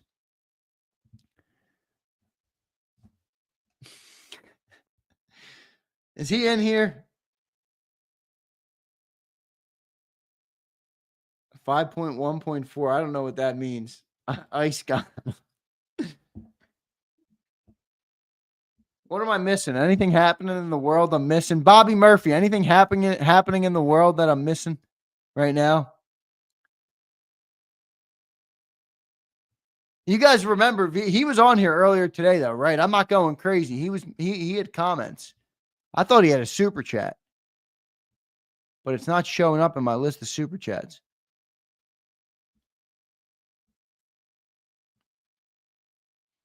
So maybe he wasn't. He was here, though, wasn't he? He left. All right, he's done. He's done. I'm sorry, VJ. You were in here today.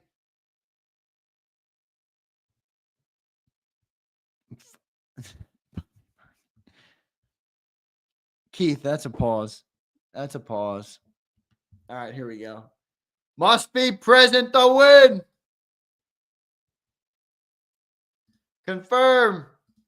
3 shuffles. 2 shuffles. 1 shuffle left. Jay Patterns, there he is. Start. Come on.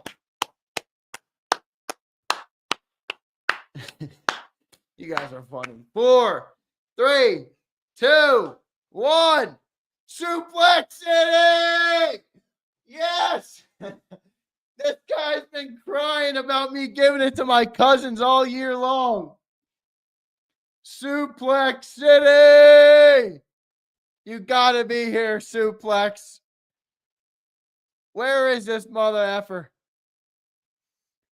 Where is this mother effer? I know he's in here.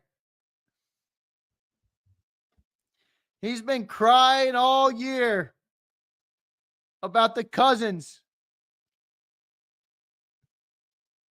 Come on, where is he? Come on, Suplex. Where is he? Find this mother. Where is he? Is he in here?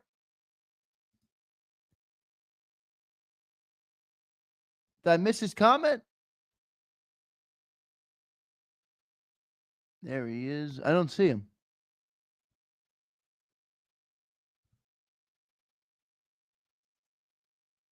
Where the fuck is he? There he is. There he is. All right, Suplex, what size are you? Does this work or not? It's an XL. Let's get down to business. You've been giving me a hard time for all year long, motherfucker. You're right. I was pulling a Cilio. I couldn't see it. Suplex, does this jersey size work?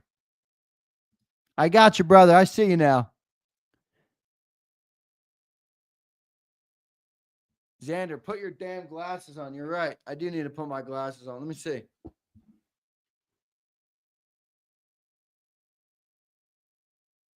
I got the All right, Suplex. Congrats, brother. XL is good.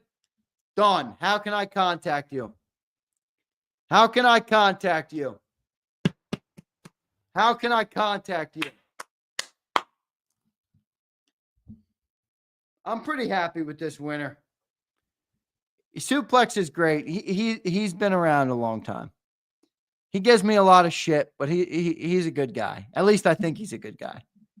All right, so Big Marshall and Suplex City. Suplex, how can I contact you? You want to email me or do you have like X or something?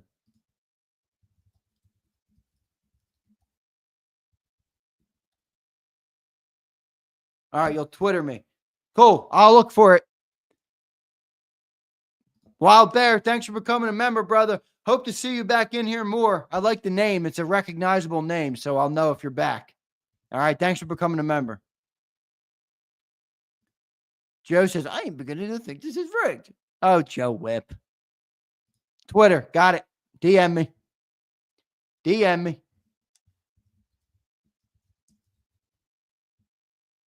A lot of our viewers be DMing me. I love it, though. I like talking to our viewers. I like talking to the great people of JAKIB Nation. There, Brandon, you know I'll do it. I got the legends. I already know what I'm doing for my legends. Suplex, love you, brother. I appreciate you. Thank you for all the support, man. Thank you for all the support. I do appreciate it, and I'm happy you got the win. All right. Hopefully now I bought a couple of weeks of not having to hear from you complaining about something. All right. Niall, your name is in there. Yes, yes. Oh, you're on my boat? Yeah, definitely my sports account. Always my sports account. I don't even use my other account anymore. I really don't. It's kind of more of a pain in the ass than anything that I made too. But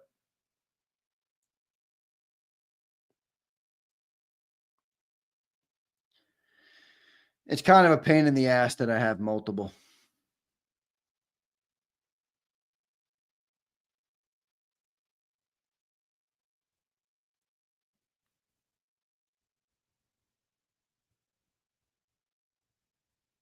Someone's hit me up with a Stout U hoodie. I'll give away one of them.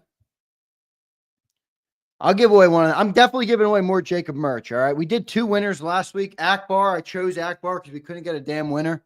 All right. So I chose Akbar, and then the other guy that won was Tony.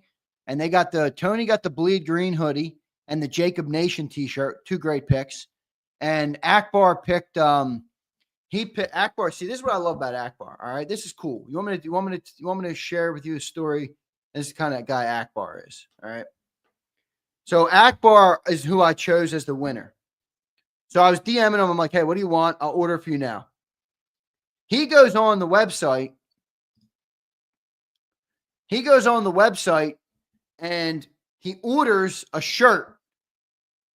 He orders something, pays money for it, orders a shirt and says, yo, man, I just ordered a shirt. You were going to give me a sweatshirt and a hat. This is the hat I want. And he kind of picked a whole JAKIB outfit. So it was really cool. I mean, he went on and ordered a shirt. He didn't have to do that. He could have easily just taken the free stuff I offered him that he won. And we did that. So, all right, Rainy Boy upgrades to a legend.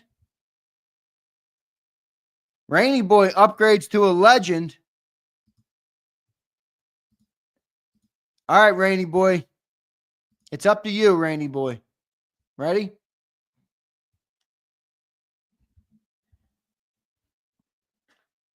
All right, it's up to Rainy Boy. Rainy Boy, are you in here? I assume you're in the chat.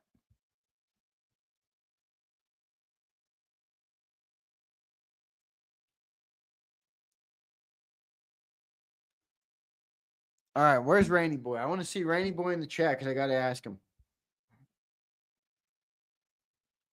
Rainy Boy, here's the question for you, okay? Here is the question for you, Rainy Boy. Because you upgraded, and Brandon tried to fleece me. He says, you're giving away a merch, you're giving away a legend thing if someone upgrades. And you upgraded, so I can't thank you enough for upgrading. That means a lot to me. But, Rainy Boy, this is what I'm going to give away to our legend members. I planned on doing the legend member giveaway tomorrow.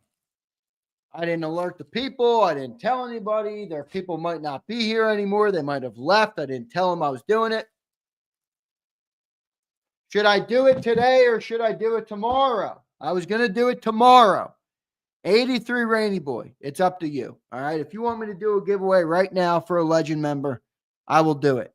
If you want me to do it tomorrow, I'll do it tomorrow. Legends are going to get the jacket for sure. Today. Rainy Boy wants today. Okay. Here's the problem with that. Do we get another upgrade? Another upgrade. All right. Now we got multiple upgrades. All right, Suplex. I'll look for it, brother. Wait, is there... Did you just change your profile picture? Am I tripping?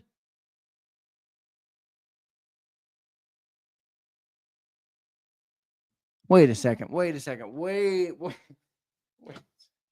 What is going on?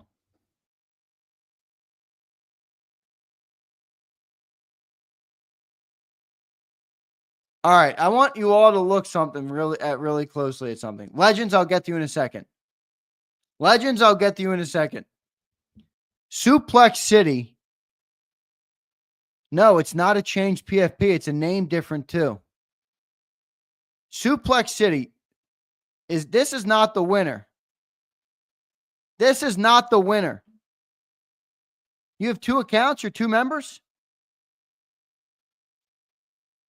Because if you look up here, this is Suplex City with a space and a different picture. Am I getting played? Am I getting played?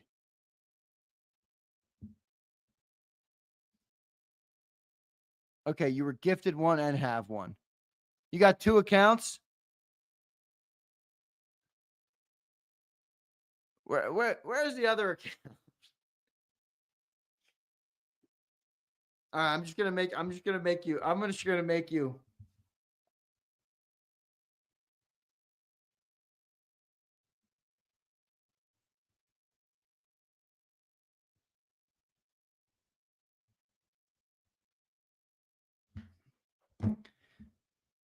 I don't know what's going on with Suplex City. Wait, so Suplex, this guy's been accusing me, is accusing me of cousin skullduggery all year long. One is Apple, one is Google. This guy's been accusing me of skullduggery all year long, and then he comes in with multiple fucking accounts, multiple names. One is a space, one doesn't. Different profile pic here, different. Holy shit. Right? Devin, how's he complaining and he's swindling? Holy shit. Yeah, original count confirmed. All right, he's good. He's good. He's good. I'm just messing with him. All right. DM me, brother. I just want to make sure it's you. I don't want to send the jersey to someone that didn't win. All right, that's all. I just want to make sure I send the jersey to someone that won. All right, I got emails from Devin, Chris, and KCA Eagle. So thanks, guys. Clary Voy, I don't know how to tell you to upgrade. Try clicking on the link that's pinned at the top. All right, try clicking on the link that's pinned at the top. And I don't know where it will take you. Chip Snyder became a legend member. Chip, thank you, man. I appreciate that. All right, here's what we're going to do. I'm going to do a legend giveaway today. All right, I'm going to do a legend giveaway today. And you don't have to be present to win for a legend giveaway, okay? Because I only have 20 so of them, and these people are paying me $25 a month. I'm not going to, they have a chance to win. The only thing with the Legends giveaway is you can't win the Legend giveaway twice. All right? So, Philly Don won the Legend giveaway last week, and Dirty Air. Dirty Air and Philly Don are eligible to win any other giveaways. But the Legend giveaway, I want another Legend to win. I hope you guys don't get upset with that. I just want as many people to win as possible. All right? I want as many people to win as possible.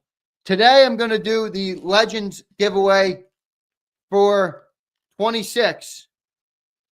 Okay? Saquon Barkley, Black and Kelly Green. I'm going to save the DeJean for later in the week.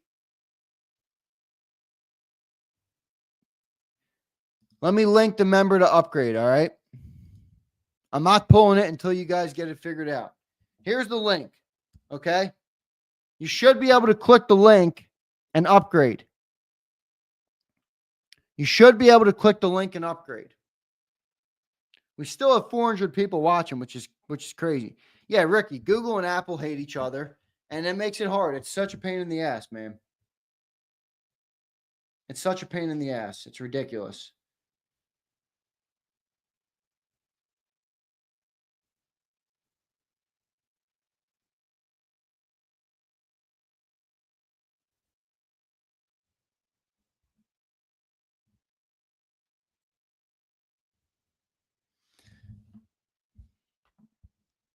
I did it from an Android. You should be able to do it for, computer.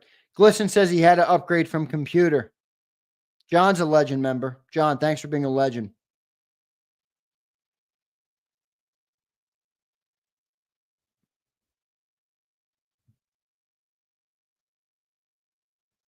You should be able to upgrade from a phone. No, you can't.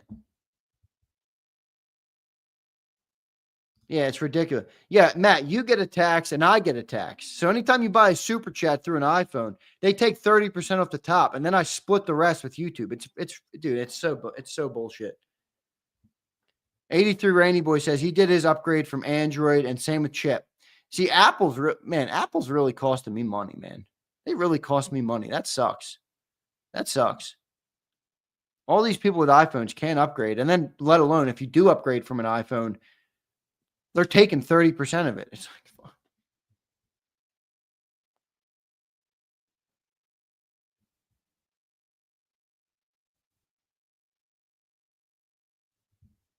Who are these spam callers calling me? 445 number.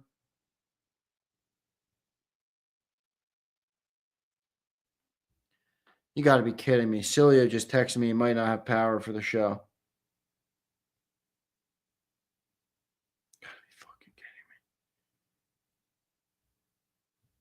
me. All this bullshit, man. I don't know, Matt. Maybe not.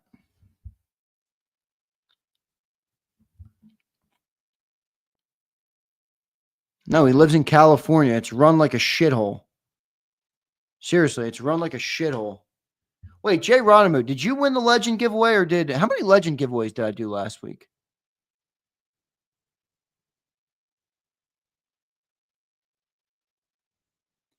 Because I thought Ronimu won a legend giveaway, but I thought Philly Dom won, and I know Dirty Air won.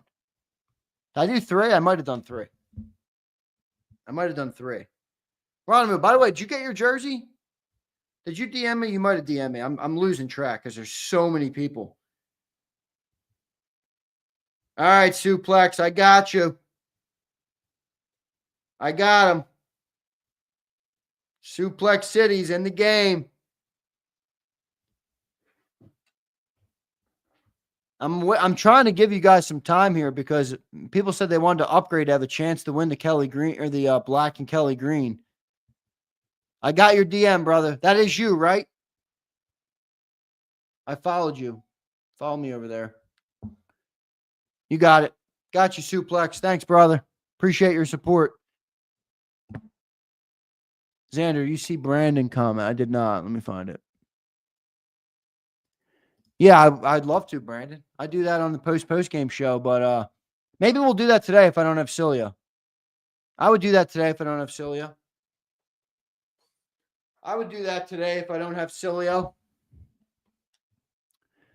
Give Celia the day off. It's the fucking conference finals. What are you talking about? Give them a day off.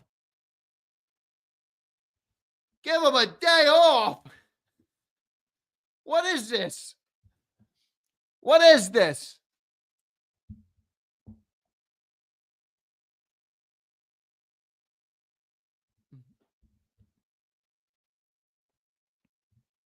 All right, I'm trying to give you guys as much time as possible to join here for the legend giveaway, but not many people are having success.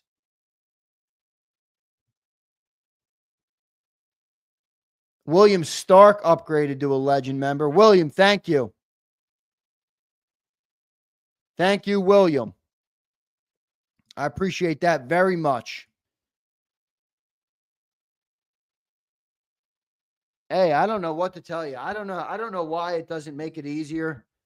Yeah, Android's way easier. I don't know what the hell Apple problem is. It's just a pain in the butt. It really is. It's truly a pain in the butt. I mean, just annoying. Seriously annoying. Bird Gang, no rush. I appreciate your support as always.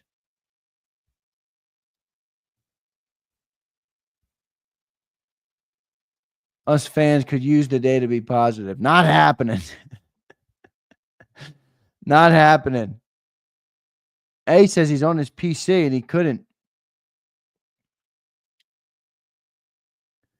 It let me cancel, but now I can't upgrade it. It's just annoying. I mean, YouTube, you're a multi-trillion-dollar company.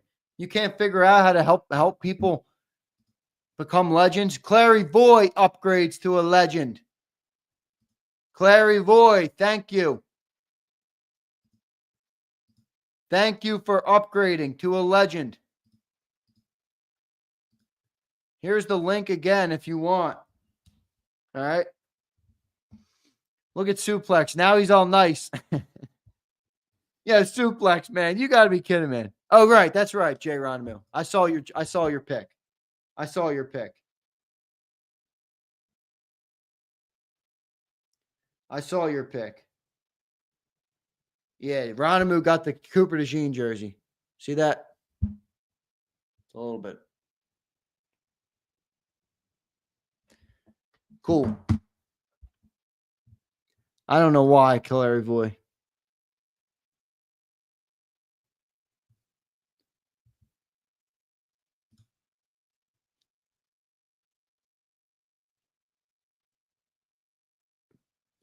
Well, no, Sig Lord, I'll tell you why. It does not have to do with ad viewers. It has to do with they want to save their money.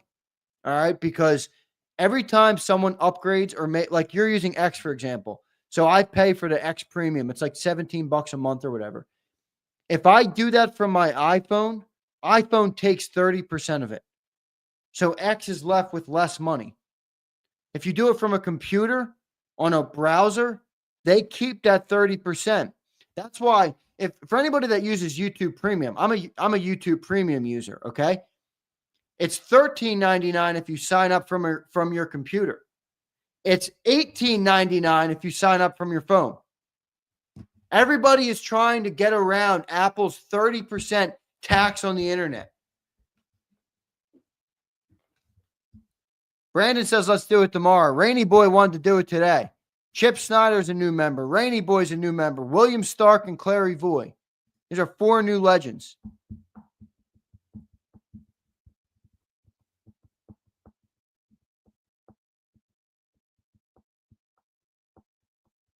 I think we should wait till tomorrow, but you guys want me to do it today. I understand. I'd like to do it tomorrow. Yes, I do. Zander Krause Show, brother. At Zander Krause Show. At Zander Krause Show. Chris Albright, one of our winners, upgraded to a legend. Chris, that's epic. William Stark upgraded today, says do it tomorrow. Philly to Chicago, no worries. I appreciate you being a family member. That's really cool of you as well. YouTube Premium is elite. Correct, M. Reyes. Those who know, know. Okay, so Clary Voy says, I had to cancel.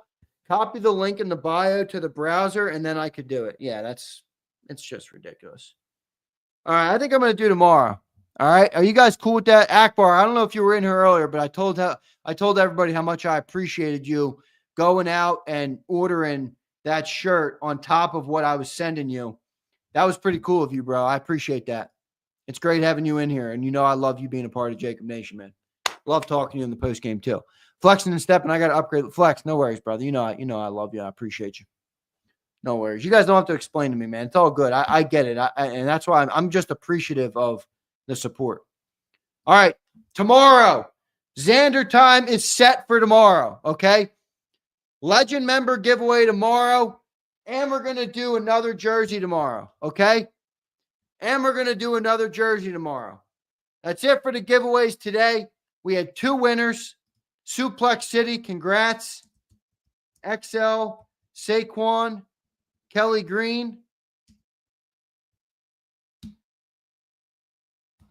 and Big Marshall won the Saquon. He's got 24 hours to claim his prize. All right. I'm sorry that today we had a little hiccups with everything. I appreciate you watching, for being patient, and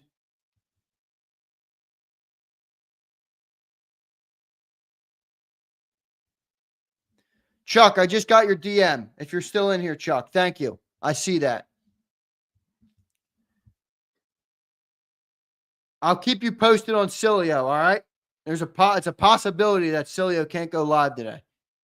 Thanks, everybody, again. I'm sorry for the couple hiccups that we had today, all right? Devin, I don't know yet. I'll keep you posted. I'll do something. I'm not going to go dark for the rest of the day, so if we don't have Cilio, I'm not obviously Cilio, so you guys are going to miss him. But if I got to go live, I'll go live. I'll do something, all right? I'll bring people on. I'll go live. I'll give you a show. I'll do whatever I can to give the people content on this championship round week. I want to give a special thanks to everybody, though, because Dakota, at Zander Krause Show. I want to give a special thanks to everybody, all right? Chris Albright becomes a legend member. Chris, thank you. Clary Voy upgrades to legend. Clary Voy, thank you, brother. Clary Voy won one of our Saquon jerseys. See, think about this, though. Clary Voy already won a jersey. Most people who might be opportunistic would probably just cancel. Yeah, it is what it is. That's what people are going to do. Clary Voy upgrades his membership. Clary Voy, thanks for your support, man. It means a lot to me. William Stark, upgrade to a legend. Thank you, brother. That's really dope of you. Chip Snyder. Chip, thank you so much. And 83 Rainy Boy. Thanks all you guys, man. It means the world to me that you guys support this channel. And SB Ricky, our newest, another upgrade. You guys are the freaking best. I think we're up to like 26 or 27 now. So thank you guys so much for the support. SB Ricky means a lot. Love all you guys, man. That's going to do it for the show today. I appreciate it. Callie Baby became a member. Love you, bro. Appreciate it. That's going to do it. Thanks, everybody. And stay tuned tomorrow. We'll have some giveaways tomorrow. So I appreciate all of you guys. See you next time, everybody.